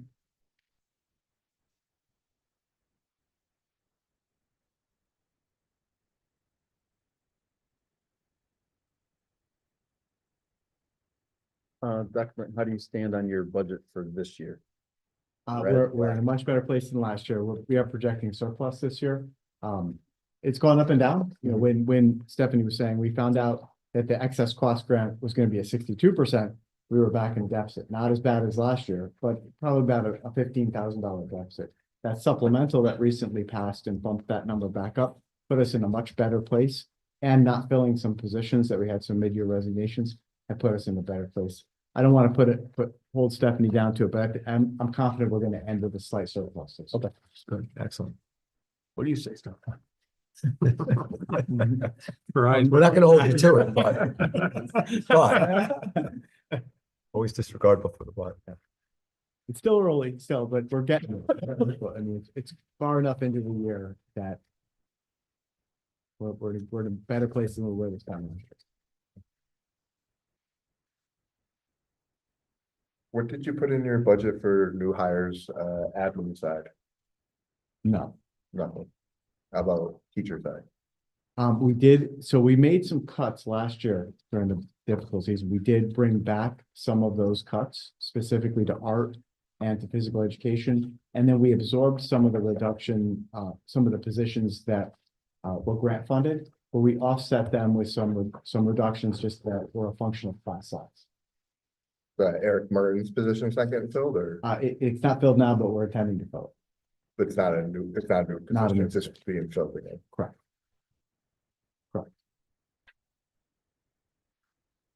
I guess what I'm getting at is like, all right, so not this budget season, but the following one, the town's expecting you guys to, cut a school out of the state savings, right? So so somebody's gonna be on the chopping block for a position, right? Right.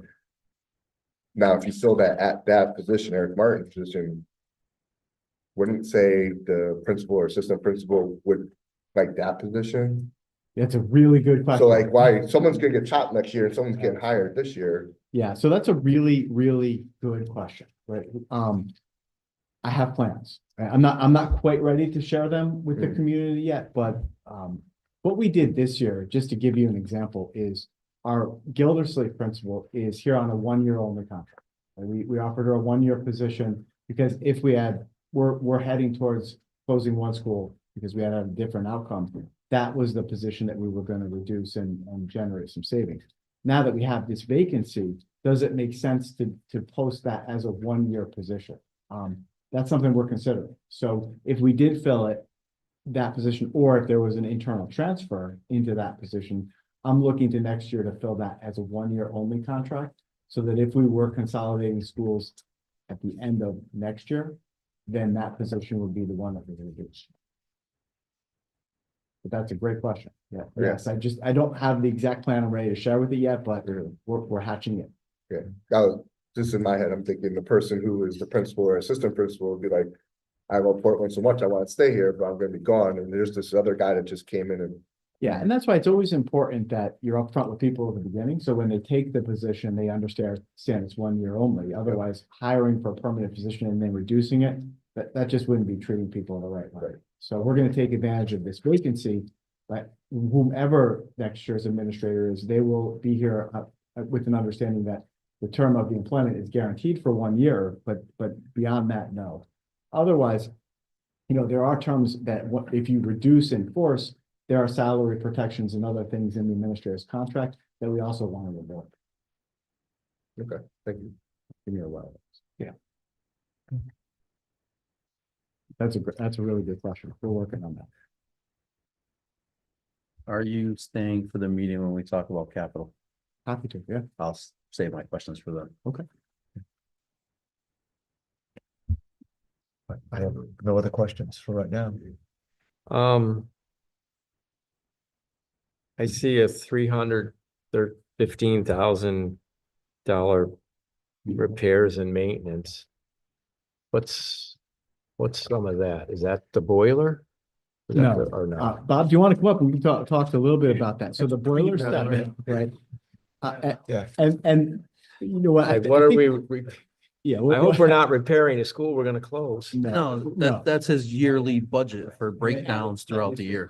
Every year, except this year, we're trying to get it back. Well, I'll comment on that. Yeah, we are, because Fine. we're still using it. So you still have to heat it, you still have to repair it, you still have to use it. So yes, we are, every day. Maybe we should just give it to somebody and let them Repair it? take ownership. Who, the town? No, why? It just doesn't make, well. So there's a lot to go along with that because, you have the students and everything, but yeah, we're making repairs every day to an infrastructure that's fairly new. 20 years, still making repairs every day and going all the way back to 1932, making repairs.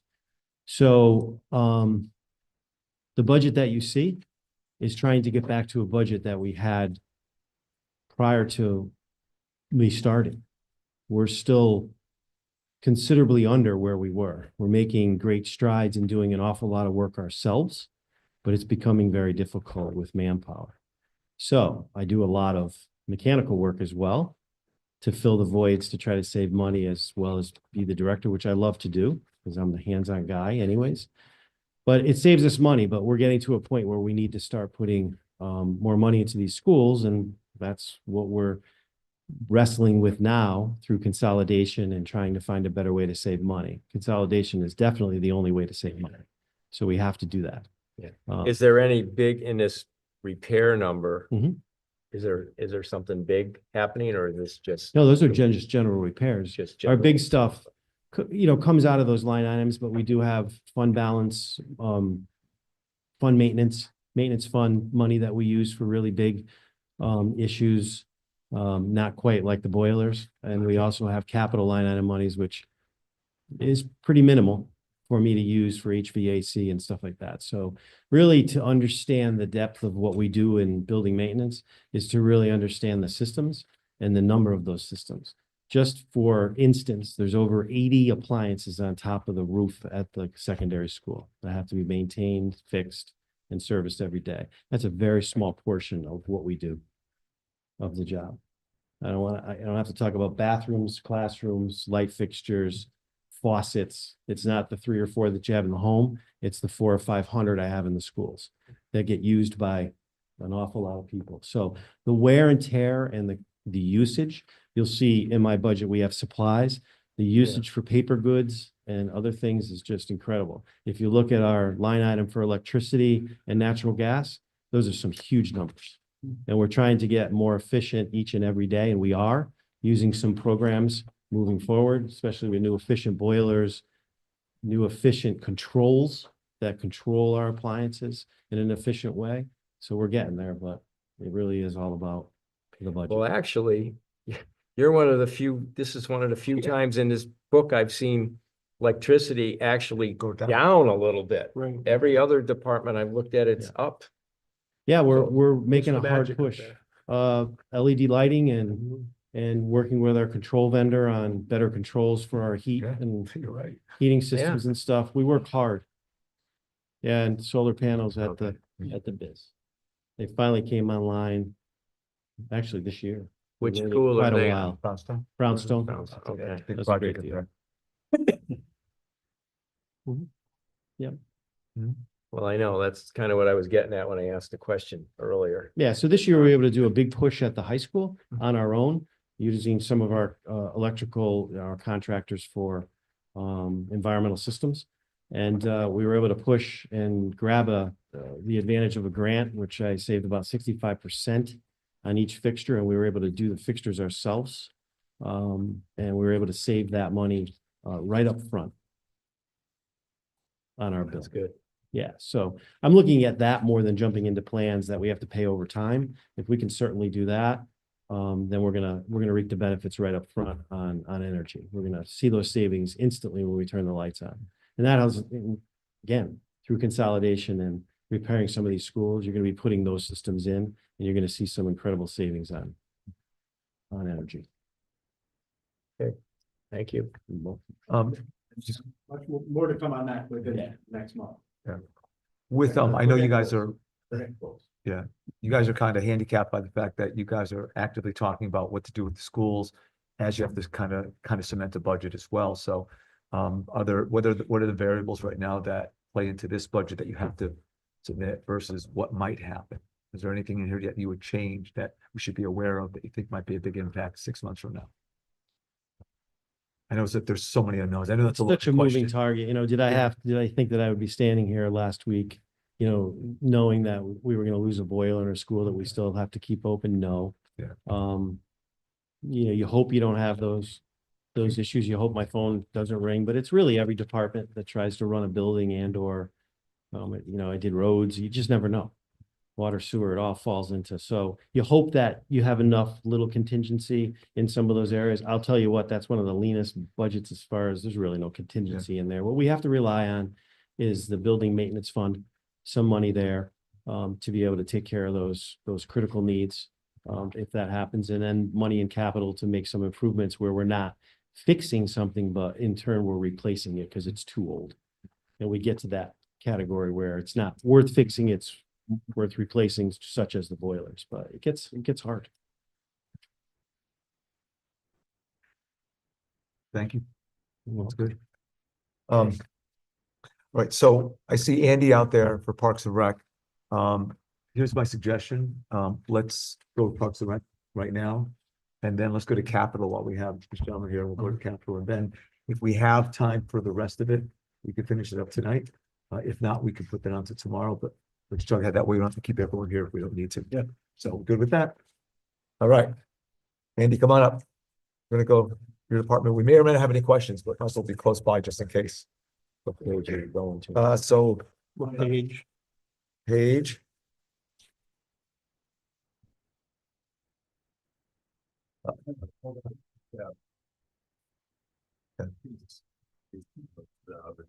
Andy, what page are you on? 132. Oh, that's right, it's going up to 1.17. Okay. Got it. 4.6 total. Okay. Between the two. Park and Rec is 133. Okay. Okay, got it.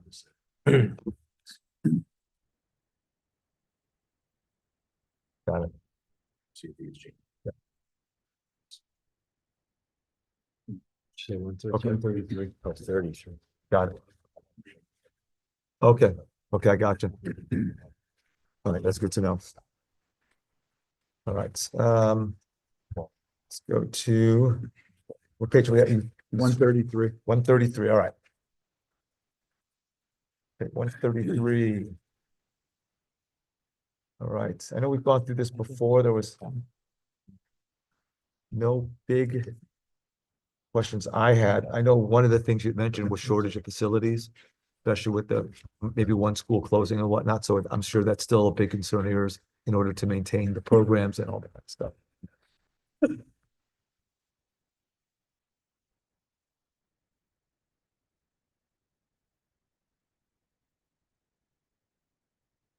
that I have.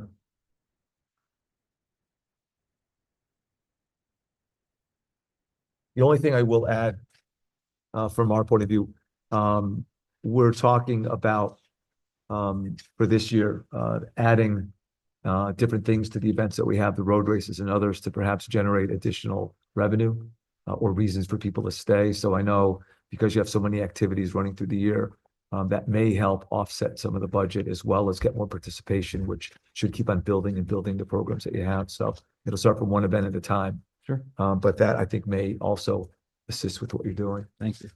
I don't have any specific questions for him.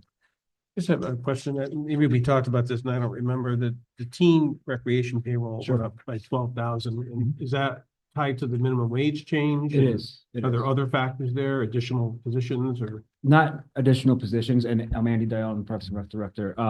It's mainly tied to the minimum wage increase, and it hasn't been announced for 2026 yet, but based off recent history, it may happen again. I think it's maybe about 10% or so each year. But yeah, this is just based off that.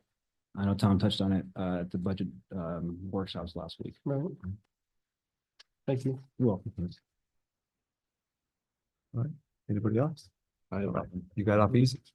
Thank you right. all. Very good. Thank you very much for staying the whole time. Absolutely. All right. Like I sat here for this. If I can ask you one more. I love it. You gotta get one more question out here. With the town rec programs and the youth of the schools, somebody had mentioned that, which are any of the schools not really utilized much by Parks and Rec, or is there a pretty good amount by all I would say Valley View is used the least, police? but we're in Biz every single day. We have our after-school program there.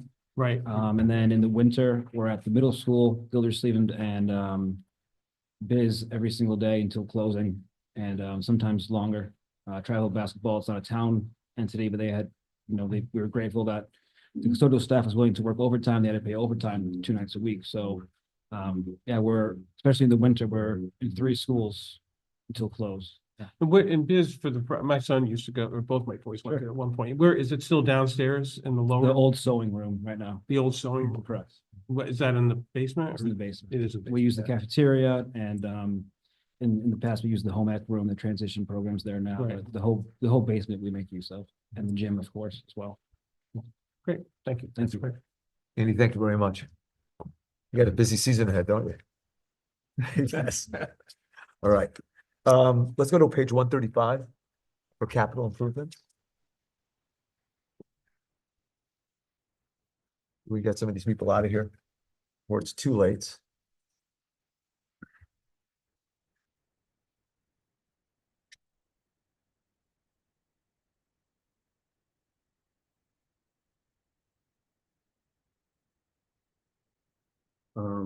I'll start, I guess. My biggest issue here is, I know we've all talked about the school bond coming off, and I don't think we're spending enough in school improvements at the high school, middle school, which we know isn't going anywhere. We've done minimal work in capital improvements the last 5 to 10 years on the schools. And with that money being freed up, I would have thought we'd have seen a lot more on capital for that. I know Bob had a presentation for the Strategic Capital Improvement Committee, how he would budget it if he had the money. And when a school closes, the money stayed from that, how that would influence his spending and budget that way. I don't think we're doing enough to stay ahead of our repairs.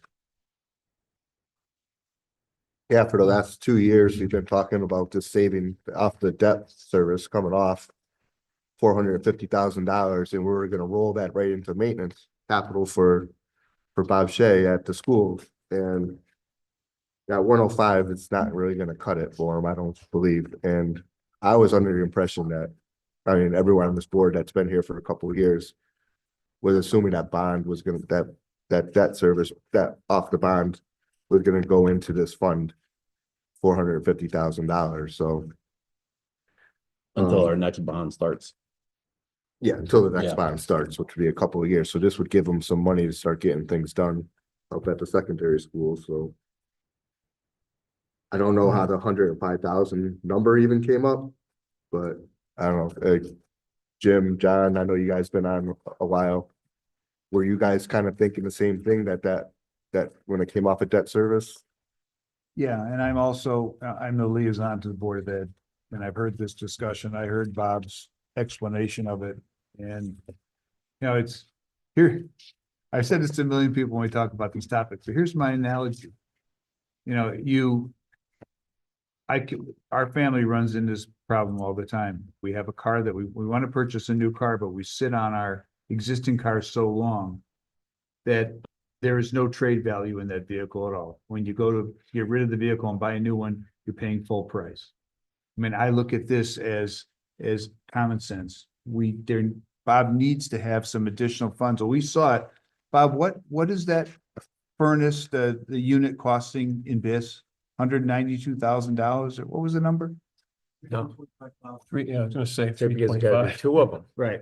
Yeah. So, we're talking about, we're saying we got $400,000 that we could let them leverage for a couple of years. We got $100,000 in there and he's already spent $300,000 on the boilers. Long response to a short answer. I agree with you. Well, I mean, this is the thing we know is the high school, middle school isn't going anywhere. But we've already seen estimates of $8 to $10 million in repairs that the two school need. And we budgeted $105,000 in repairs. Because the other three schools, obviously, we're not gonna do a major improvement or renovation, not knowing which school is gonna be closed. But we know those two aren't going anywhere, and we're not putting any money towards it. Yeah, I mean, I agree, right? We gotta look at doing the break fix to keep the schools operational while they're there. But the long-term investments, whether it's in the energy efficiency or some of the other, things that are, basically gonna make these things last longer. Yeah, we need to focus on the buildings we know are gonna be here, high school, middle school.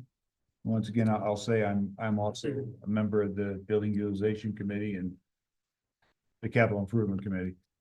Bob has done yeoman's work going through those items in each school, line by line by line by line, and trying to give us in a way to cut down the costs for this project, trying to identify the things that can be done by maintenance instead of big ticket.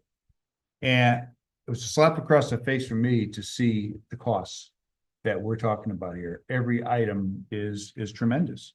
And if Bob and his crew are willing to try to keep the total cost of a new project or major replacements down by trying to do the maintenance as it comes up, you can't do it for $100,000. I just want to echo what Bobby said, because I was on the Board of Ed, and that was always our wish, that when that bond came off, that a good piece of that money would be invested into the schools to keep them operating and to keep us with solid roofs over our heads. And it's a concern. I didn't want to see that get, just cannibalized into the budget to where now it's just gone and all we see is $157,000 being used directly for the schools. Bob, would you come up for a minute? If you don't mind?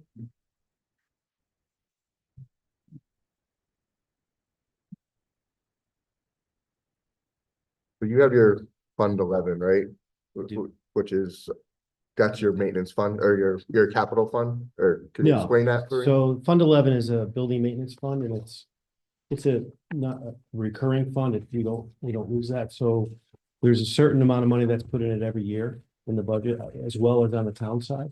But we also are able to put any fund balance money that we may have, that we'd be lucky enough to have at the end of the year, into that.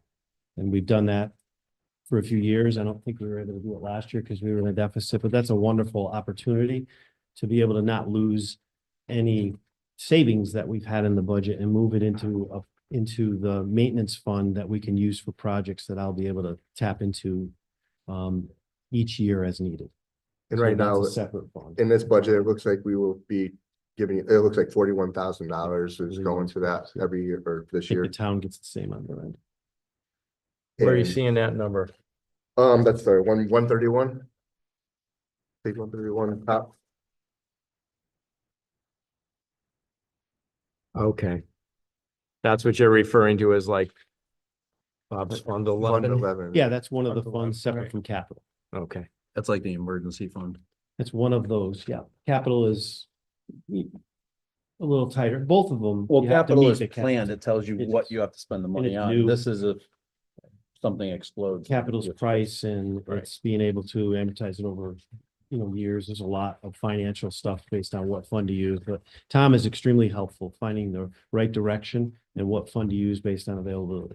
But as we know, those funds are used for emergencies and those funds don't have an awful lot of money in them now. Otherwise, we would have been, we probably wouldn't have had a dip into some other funds to do the boilers as well. So like I said, when I was here last time, the work that Tom did to get us to that that town meeting was pretty incredible for us to be able to get these boilers hopefully online before that's needing to heat. So we're going through that process now. So hopefully we'll have a successful town meeting and then we can move forward with a bid request on that and move forward. But yeah, so those funds are there for me to go after in the event that my phone rings at any minute and something doesn't work. The form that you presented to the capital committee, Yes. just the 451 the first year. Yeah. Could you give us a brief of what your plan would be to do with that? Right. So Dr. Britton met with me and we discussed this and we were trying to come up with a plan that worked for not only the first year, but potential savings through consolidation and adding to that and how much we thought maybe we'd be able to get over a 3 or 4 year period in savings before we started to have to possibly pay down a bond. And then that money would go back and be used to pay towards the bond, those consolidation savings. So we came up with a number of almost $4 million over 3 years with the added consolidation savings. And with that said, the only thing that I did put together was some possible improvements with the first $450,000 that we would move over. And those were some very important air quality improvement standards that we have with the state, moving towards that, put some money towards that. I'm not quite sure what we're going to do there. There's an ionization project that I was very interested in, but I'm looking at that now and seeing what the benefits are based on cost there, or if I can move, if I'm going to be making some changes with my HVAC units, my rooftop units need to be replaced. We'll be adding humidification in those and new controls on those with our vendor, but also looking at possibly making sure that those rooftops are large enough to be able to handle a higher MERV rating filter, which may meet the standard for the air quality and stuff. So I might be able to save there and do more with my rooftops. Control replacements, I talked about that, goes hand in hand. And, we have some valving issues at the school that really hold us back from making repairs. And to be perfectly honest with you, we just did 80 valves in the high school, and the valves are we had no way to isolate an individual heating unit in a classroom without draining 1,600 gallons of glycol from the system and shutting the school down. I did that 3 times since I've been employed there, which is not very long. It's a very difficult process to do. And so I finally got tired of that, and we invested the money in valving off the majority of that school now, so that I can actually shut a classroom down and make a 10-minute repair to a valve and be back up and running. So it's just things that were missed 20 years ago that I'm not quite sure why, but some of the numbers that John sees are really because of where we ended that project 20 years ago and probably cut things out that we are really desperate to put in now. So some of those valve replacements are part of this, that, I need to work on rooftops. I need to add controls. So I have that list, Mike, of those improvements, which come up to about 4 feet. Now that's a priority list. That changes all the time based on need. But I'd like to start the rooftop. I'd like to start the air quality stuff because I know the state's going to be breathing down our back in the next year to find out what we're doing. As long as we have a plan moving forward, I think the state's going to be very happy about that because it's difficult for every school district to meet these standards. So.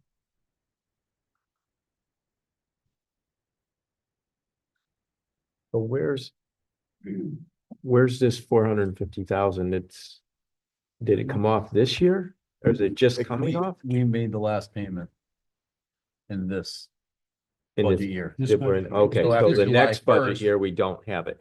Right. We would have 450 without affecting the mill rate that we were used to paying, that we were hoping to put Okay, towards. Where is it in here? You 105, I think. 105. You see how it's negative 36%? Oh, that's the page I was looking for. Principal bond down to 550. 560,000, right? Was the-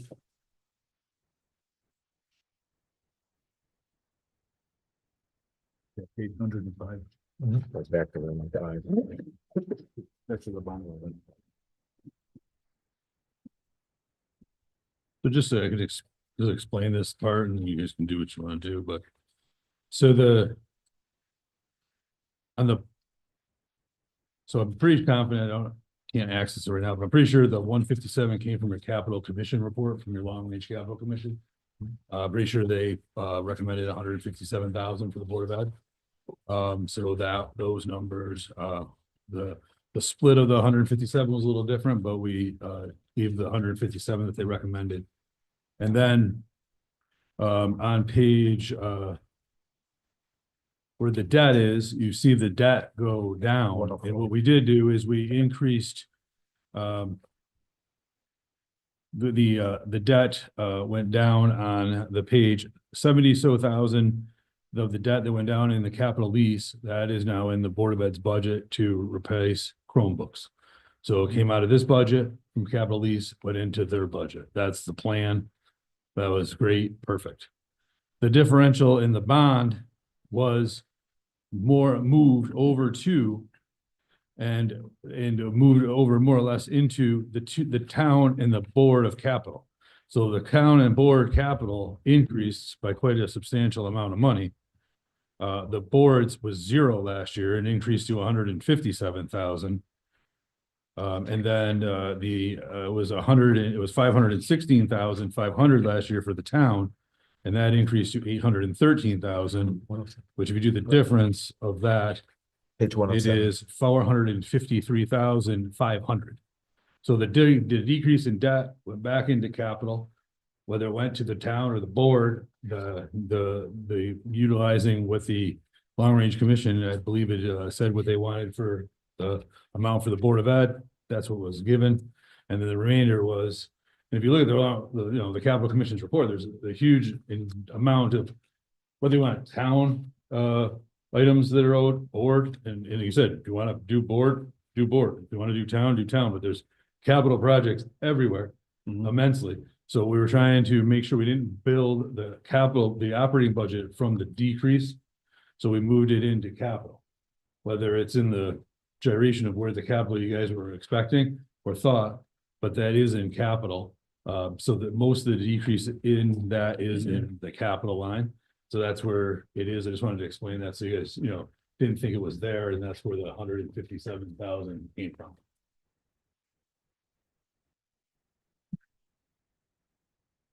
Dr. Britton, I have a question for you.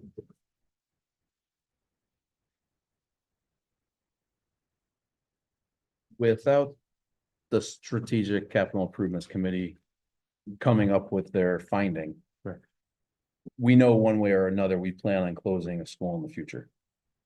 Is there a possibility of one being closed this fall? Definitely not. Okay. Yeah, we want to, it would be way too complicated to do that, and we want a year to plan. I mean, we need to communicate it, we need to get rooms ready.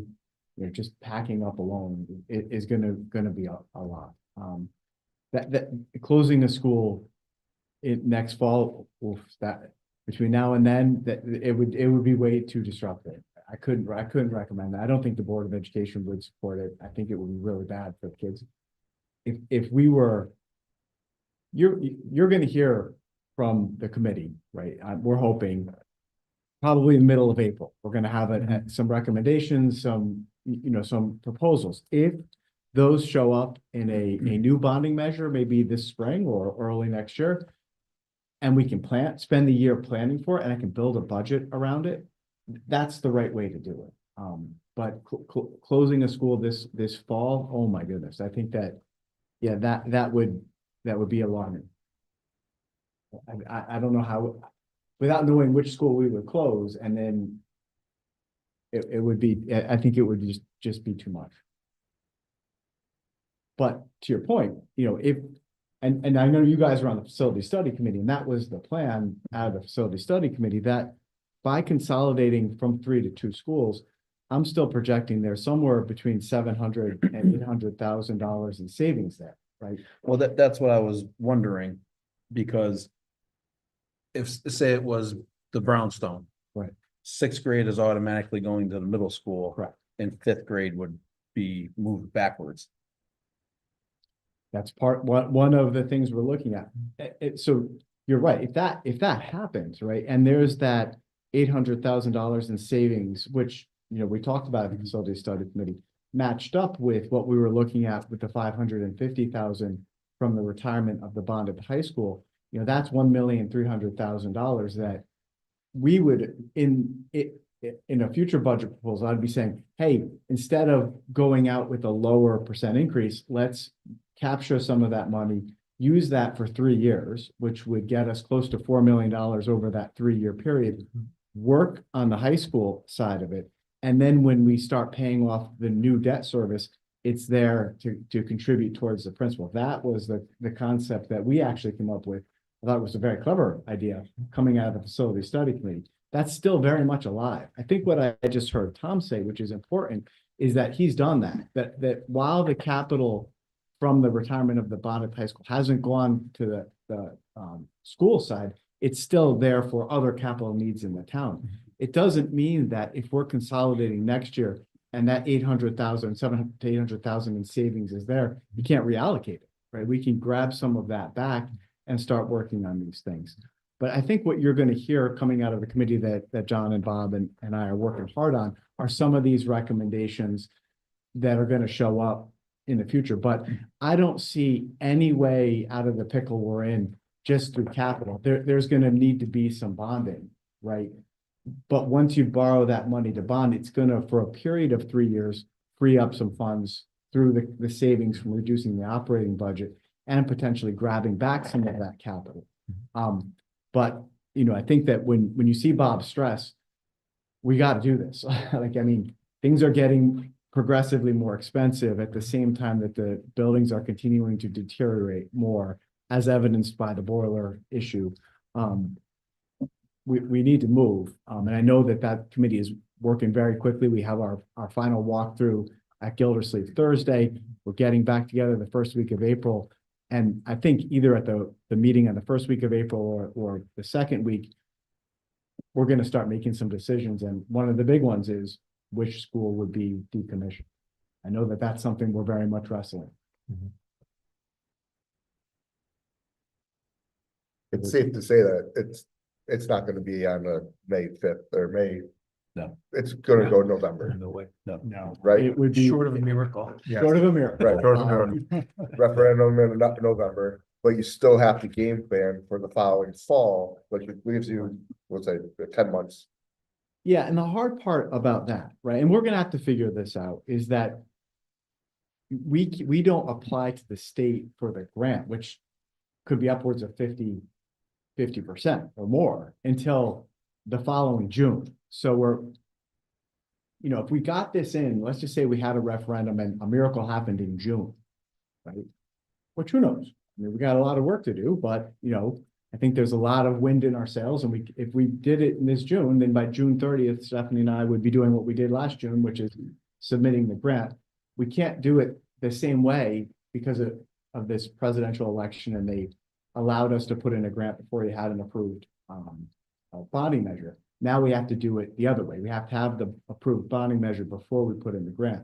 So if we got to November and had the bonding and it was approved by the voters, then we'd have to wait till June of that next year to submit it. And we wouldn't yet hear back from the state until the following December. So you see how the timeline gets pushed out. But that doesn't mean that if we had a bonding measure in November, we couldn't then plan to move the children and some of our grade levels the following year. We would just need to be in very close communication with the state and making some decisions about what we can start doing to move up the timeline. It's complicated, but it's not impossible. And I gotta be honest, I haven't given up hope of potentially a June bonding referendum. I think May would be a big ask. But maybe if we looked at first or second week of June, you know, I think we would be wise to potentially do this before school gets out, because people go off on vacation with their kids. But, you know, I know that there are at least 3 people in this room right now that are on that committee. That would mean that some recommendations and decisions needed to be made first or second week of April, so that I could write Ed specs plan, do the work with my team. Fryer could give us a conceptual budget. We could work with bond counsel. It would just have to happen very quickly if we were trying to meet a June 30th deadline. Otherwise, you're right, it might be looking out towards the fall next year. But your plan, back to where we started here, the original facility study committee, I thought it was very clever coming up with this plan to apply consolidation savings, match it up with the funding that becomes available from the consolidation, apply that funding to the secondary school for the 3 years before the debt service on the new bond comes out. And I thought that was one of the very clever recommendations coming out of the facility study committee that you gentlemen were on. And it's still something we should definitely be considering doing to start working on the secondaries. A lot of work to do. A lot of work to do. Yeah. Well said. I'm good. We're good. Dr. Britton, thank you very much. Thank you. So we can continue to go through the capital improvement plan. I have a suggestion. I think we've covered all of the departments that are represented in this room right now. We have some of the miscellaneous categories. We can, after the capital improvement plan, we can plow through and work on that and finish it up tonight. Folks that are out there don't need to stay for that if you don't want to, because it doesn't directly affect yours. Or we can, with capital, and just continue this tomorrow. I say we go through the other sections. I don't think it'll take us that long. I don't think so either. Everyone's up for it? Want to continue on? Do it. All right, beautiful. So if we've covered your department and you feel like going home, I think we've covered all the questions we want to ask, so. All right, capital improvements.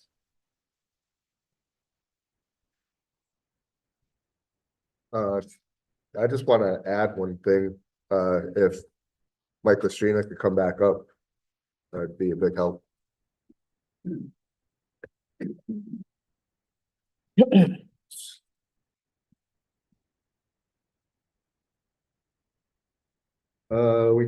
talked about in the budget workshops that there was container lids for the bulky waste. That if they had lids, it would save us a bunch of money in overage page for paying for water, snow, ice, yada, yada, yada. That's correct. Is that just for one container or is it for, $3,400 per container. and how many containers would have to get done? We were gonna experiment with one right now. One. And The bulky waste. The that's bulky waste one where you're paying by the ton. yeah, For like snow, rain, water. and I mean, I don't know what the overages are that we pay, but I'm sure it's a pretty decent sized number, and that 34 would probably pay for itself in a year or two, right? What does it cost per dry ton versus what does it cost per wet ton, you know, sitting out in snow all winter, because in the winter months, there's not a lot of use, we don't haul it out a lot, so things just sitting there wide open. So it could be 2 weeks, 3 weeks, it's all snow, ice, rain. What are you paying per ton to get rid of it? I don't know what the cost is, Tom. Nine. I was gonna say it's at least Charge 100. 175. But we were looking at how much water would get trapped in there. If we, you know, just, and you figure 8 pounds per gallon. And how much gallons when you get a 24 by 8 container and it's full of stuff. And it gets waterlogged, you know, you significantly increase your weight. And that was people came in and dropped that off when it was dry. And they paid one rate and then we're paying a much higher rate to get rid of it wet. Yeah. Covering the containers makes sense, and I think, Mike, we have neighbors that are doing that. Right. You know, Cromwell, and they've had success. With the same, with doing this. Yeah. and we can install. And so essentially like. You would get that in savings in a year or so, right? It would instantly, yeah. Less than a year. So you, Yeah. so we're paying to get rid of water and ice. So, Well, this is the same thing we talked about with the food scrap recycling program. We pay over $3,000 a year to get rid of the food scraps. And we're paying 3 times the price that we do to get rid of waste. We pay over $300 a ton for food. And that was one of the things we were gonna discuss about whether we were still gonna do it or not. If we don't, pay us for another cover. yeah, so, I mean, And we give you a couple of cans too. to spend $3,400 on a cover makes sense to me if you're gonna get that back in savings in a year. And then Oh, yeah. multiple years after, you're gonna start making money. I'm not making money, but Yeah, you save more and more and more. yeah, spend money to save money, right? What's the useful life of the cover? I mean, are they pretty durable? Yeah, Cromwell swears by them. They're I mean, 8 years old. okay, so they'll last a number of years. Mhm. What are they made out of? Plastic. I think that's why the idea was It takes 15 pounds of force to move the entire cover off the can, let it down, and to put it back on. Then the ratchet straps, take the can and go. You cover it every single night. And I think that's why, Mike, the recommendation would be right, start with one. Get the experience The with it, see, multi-waste. see what it's actually gonna Yeah. save, and then buy another one next year, or, you know, or whenever we can. if Well, it's bulky proven waste out. is. That's where you're spending a lot of money hauling water. Yeah. You know, it'd be nice to get two and put it on another can, because when you swap it out. Right. But to start with one. There you go. How do you guys feel about adding that to the capital program or capital list? Is that a small enough purchase? I think it makes sense. Yeah. I'm good with it. It's a small purchase that's gonna pay for itself. Yeah. Make Yeah. sense. Total 3,400? That's if it's bought today, though, like we gotta add a little bit, a couple $100. Yeah, I think it was 34.60.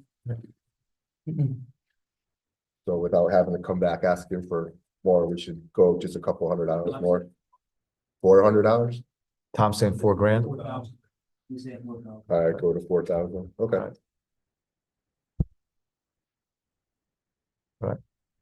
That's gonna do it, replace others one. Yep. Then you also gotta do, you got to change the number and the number and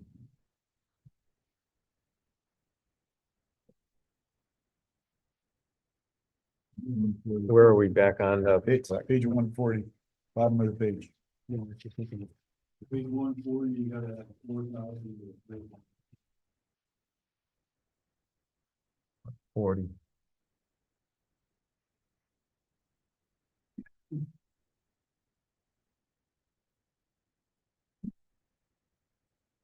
Oh, resource recovery, compactor containers. So And what, 4 grand in there? Right. Yeah. we're doing, 129, you gotta add 4,000. 1,500. Transfer out. Cap non-re towns. 129, you gotta add 9.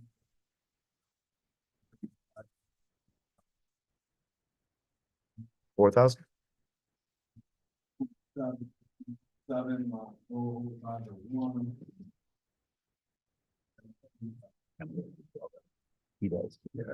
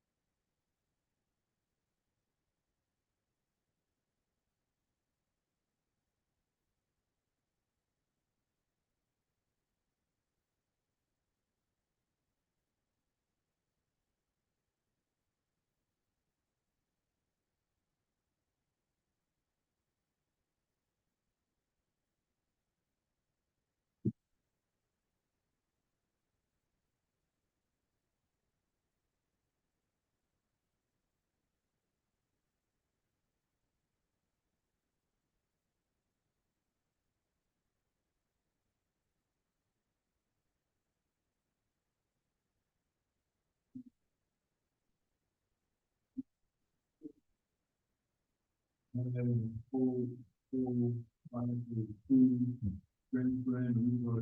recovery, that they're 4,000.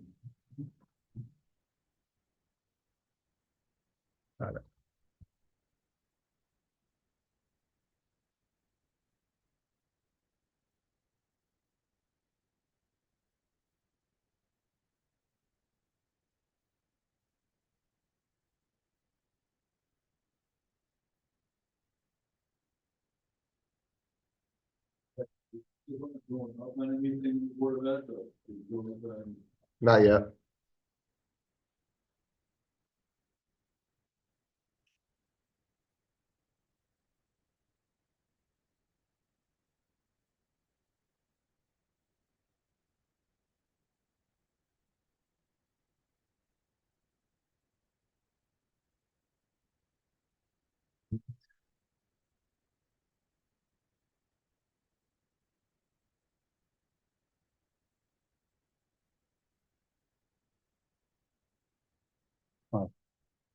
I suggest we go through the rest of it and then Okay. leave capital for tomorrow, I'm fine with that. All right, because I think we can go through everything else. and Yep. I Capital's agree. gonna be too much of a discussion. No, no problem. I agree. Let's go to page 111. So we're now on other special revenue. Right. Okay, let's go right to, go right to 113. That's Yeah, just revenue. looking at the other ones. 113 sewer.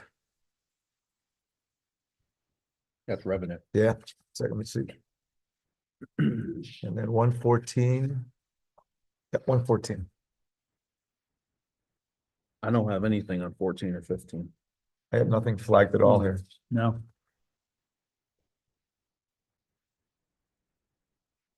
Anybody So, else? so something was brought up today with regards to sewer. Mhm. You want to bring that up, Bob? In terms of once Brainerd gets up and going. Oh, yeah. Yeah, the good idea. I had talked with, Yeah. Ryan O'Halpin with Jimmy Lynch about us bringing in septic trucks.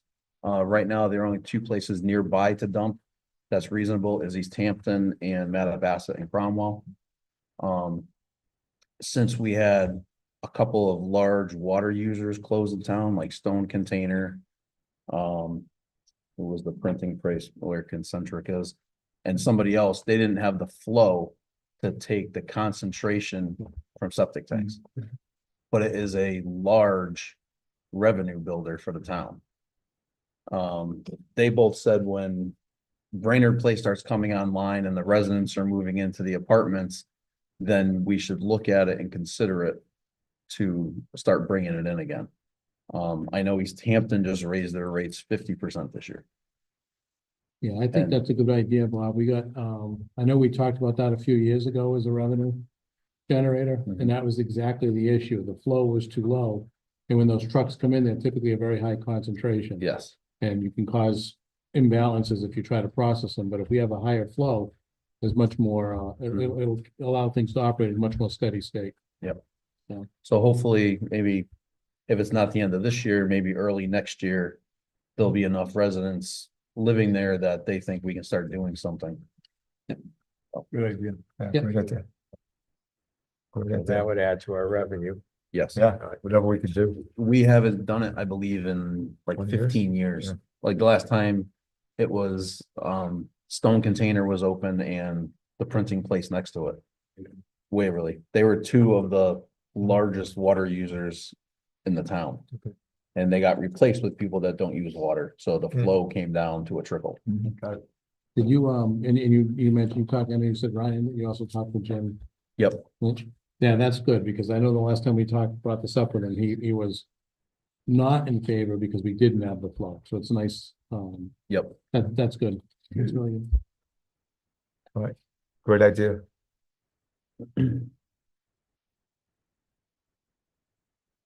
All right, anything else with sewer? No. I don't see anything. All right, next page 116. That's revenue. All right. And let's go to 117. Yeah, I mean, I think the challenge with water, right, is when we look at these, we saw a pretty significant, we saw a fall off in some revenue. In 23-24. Right, probably because it was a very wet year, people weren't watering lawns as much. And I think that the metered sales, Mike, if I correct, I think the metered, when we looked at the 23-24, the metered sales were down about 10 million gallons or something like that. It was, so we could actually see that. But it's tough because right now we're looking at, about a 12% increase. And some of that is obviously to get that, the additional half an FTE. And some of that is building in additional costs for water.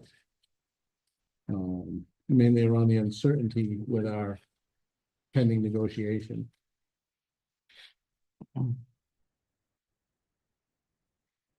I guess the issue is that, I'm kind of trying to figure out how we do this without having to, sort of like reactively look at doing anything with rates. The voters trusted us to basically take on a bond that's going to lower rates in the long term. And at the time, and we've been running a surplus in water. And then this year, I think we went from a surplus to a deficit. And I think it's a combination of some of those factors. We had some incremental costs, and I think we had some reduced sales. What's that? Trump? Yeah, well. Yeah. Are we allocating for the additional employee here? I believe I that's. thought we were, because we're jumping from 229 to 275. That's, yeah, I have a note in here that says, The extra half. someone must have told us that, Yeah. Yeah. This says And, full-time, one full-time person to be hired. but if you look at the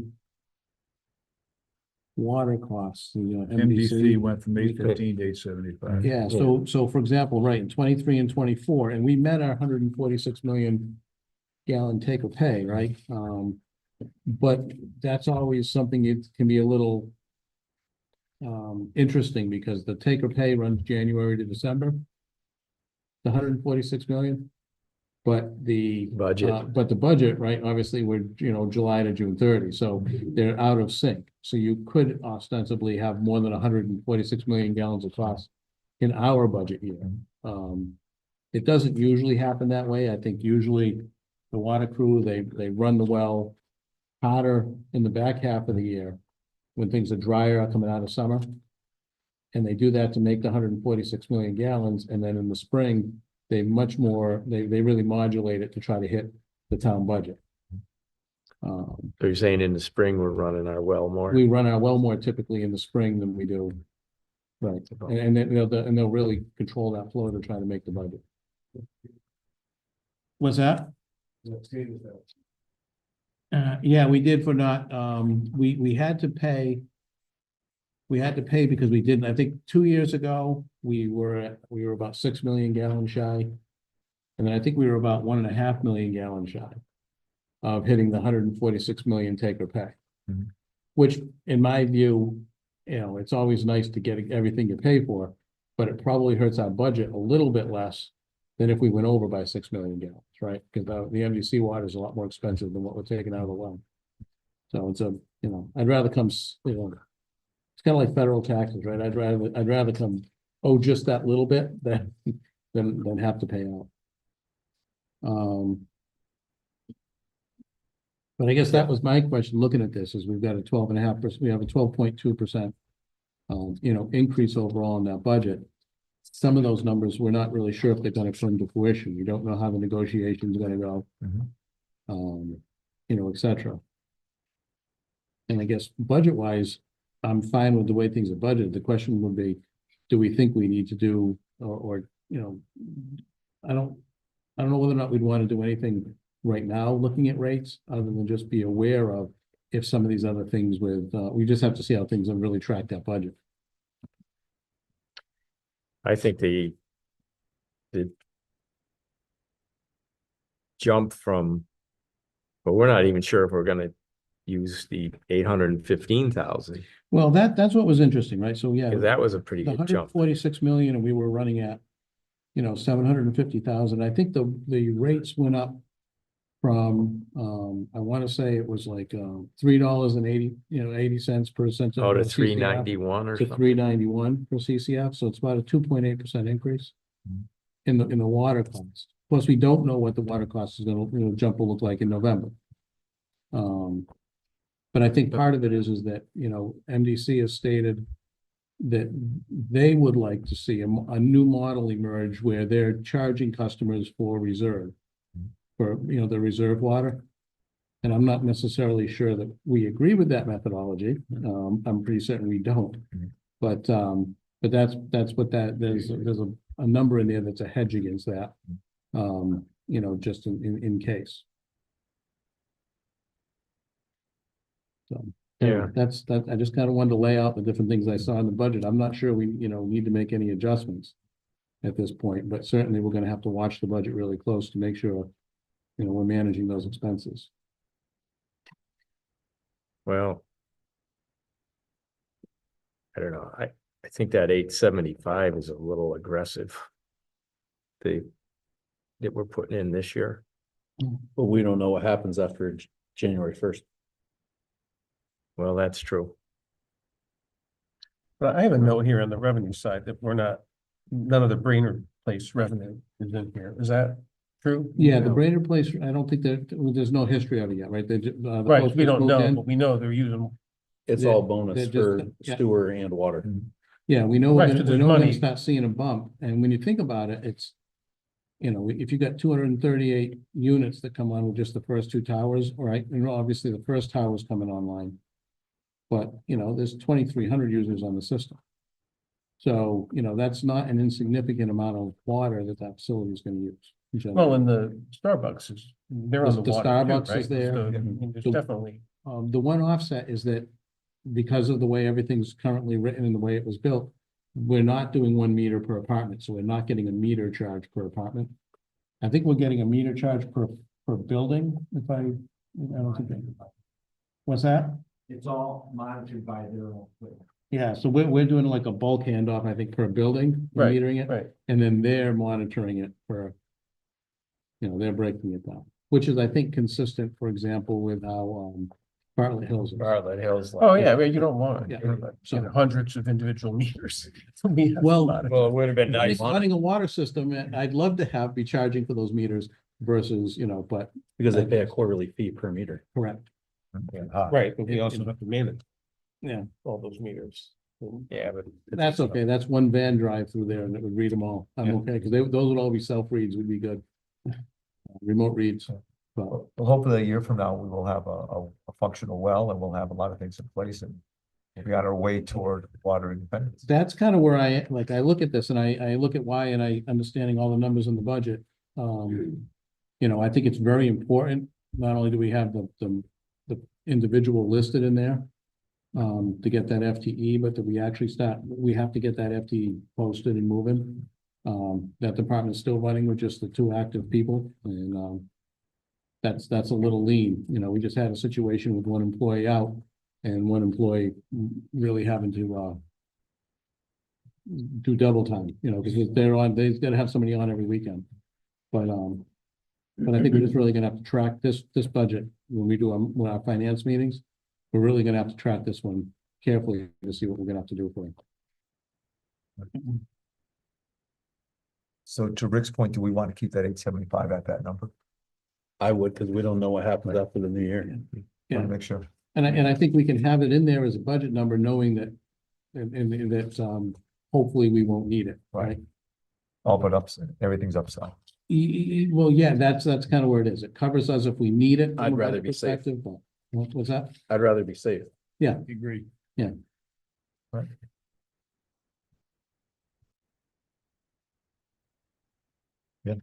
I'm good with that. I'm good. All right. Next.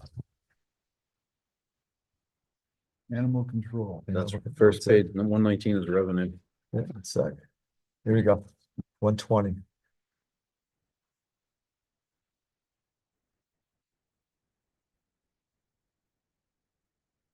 I don't have anything on this. I don't know.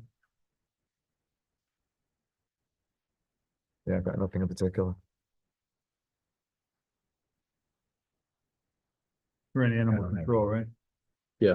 So I have a note from the presentation, they're still trying to locate a partner for the program. So I mean, if they can get a partner, that can help. Yeah, that's an ongoing Reduce the thing. cost. Yeah, we're looking right now. 122 is road fund, that's revenue. The town aid road fund, that's, Yeah. just comes in. What is that? Town aid road on road That's what we get from the materials? state. That's, That's what they money- give us to fix yeah, our money- roads every year. oh. Oh, they give us money and then we, Yeah, we We probably decide spend whether it, to chip yeah. seal or pave with it. okay. Is that correct, Mike?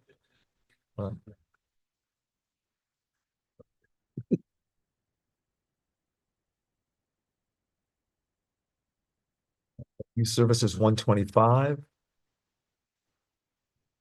I don't have anything for youth services. I don't I have know. anything either. The only thing I flagged was the high medical for one person there, but there was. That was a change in their plan, Yeah. Tom told us. Yep, that's They it. went from like a single to a family or something. Exactly. Right. That's just what it costs. So. Yeah.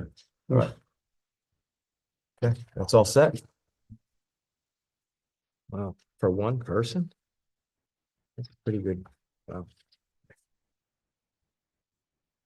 Crazy now, isn't it? How Yeah, much it costs? I mean, that's half of their salary. Half of the salary.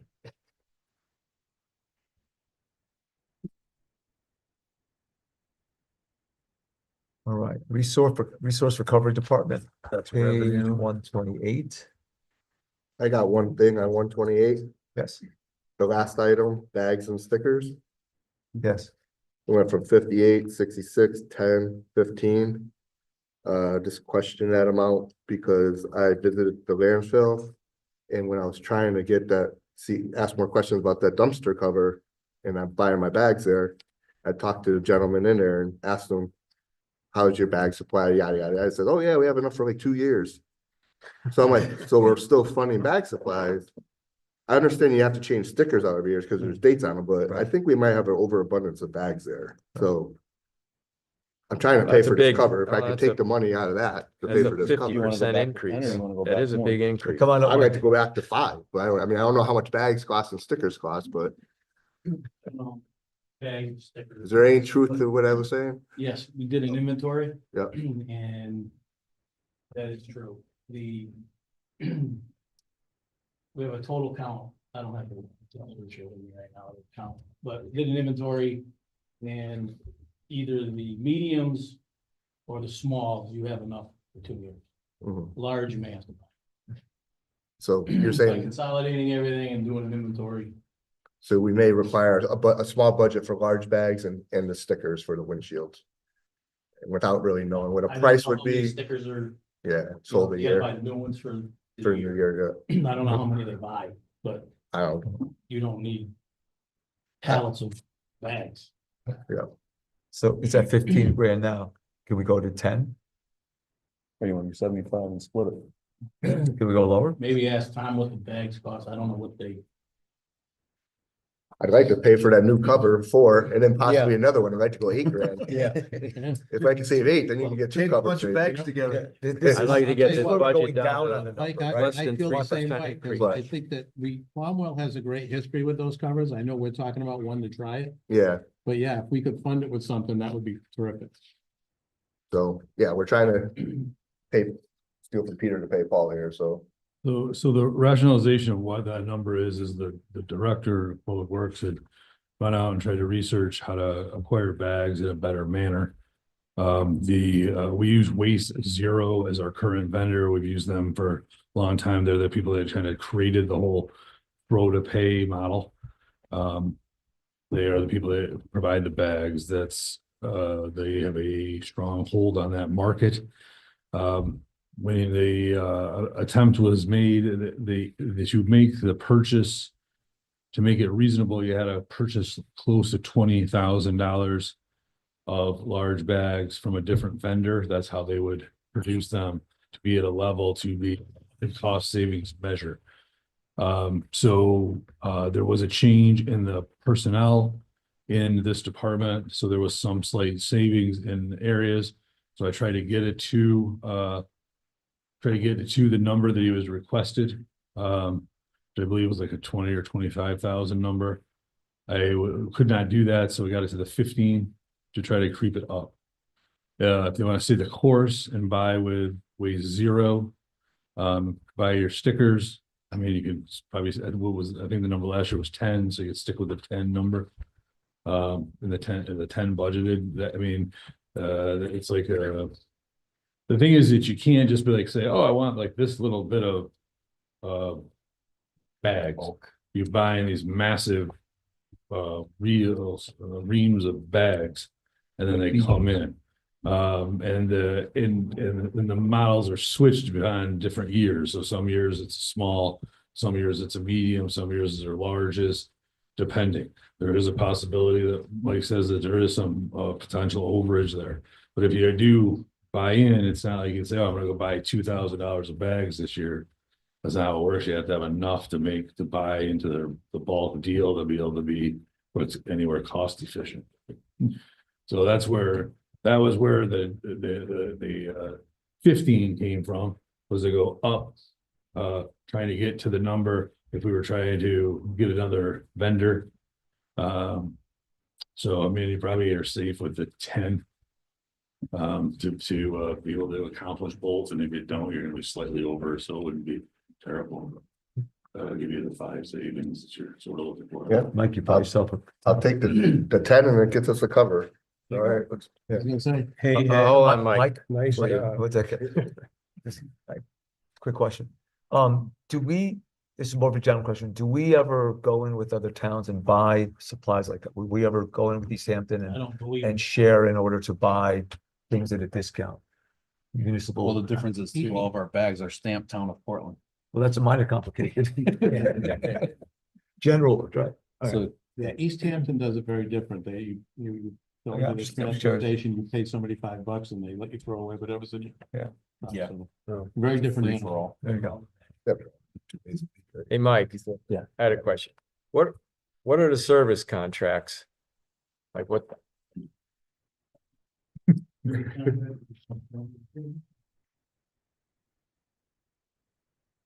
Example, Biggest service contract is the brush grinding. okay. That's the biggest.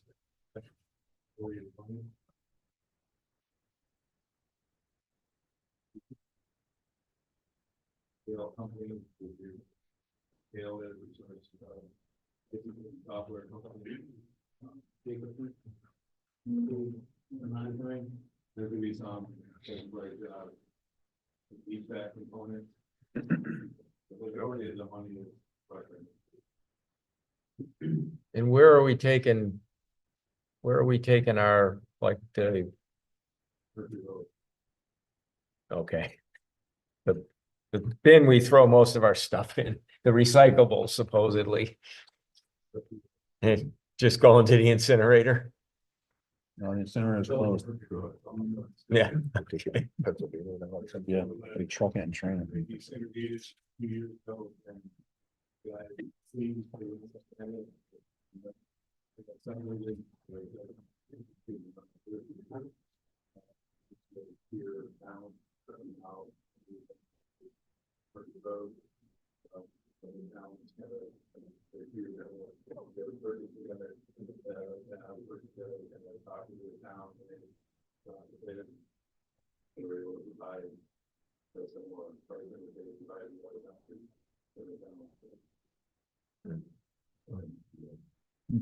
Okay. Thank you. So we, Just that knowing that you got on 112, one, 628, 69003. you're on page 112, hold on, No, 128. 128, okay, got it. Yeah. 501 by 5,807. Then you're gonna go to page We're dropping 00501 by five. On the general expenditure and minus 5K. 9,005. Transfer out into recovery and drop that by 5. I know.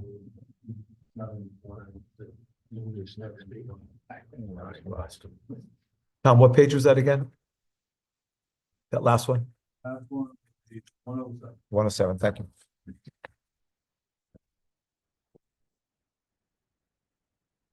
Trying to keep up with it. Moving fast. Was that 9005? So we're taking 5K off. Well, that, we added 4 grand. We to that added a little 4, while now we're ago. taking 5 off, so we're net down 1. That's good. Getting toward balance. All right, anything else with resource department? No, I have nothing. We're coming to the end. Coming to the end.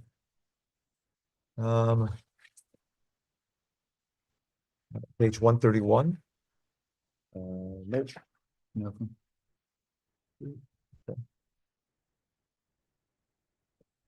Parks and Rec, What is the Parks and Rec? Is it possible that we are done?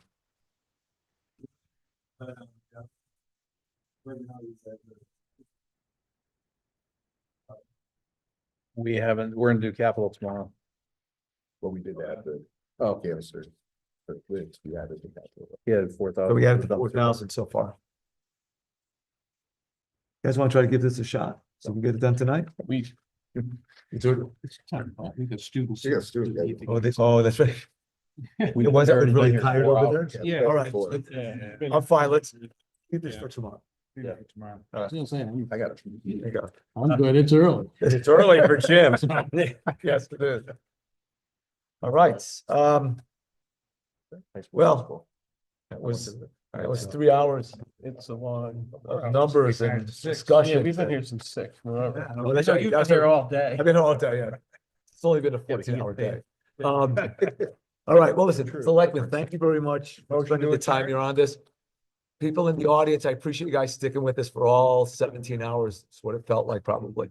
If you're watching at home, we appreciate you paying attention. I would like to call this meeting over. Motion to adjourn. Someone second it. I move we. All those in favor?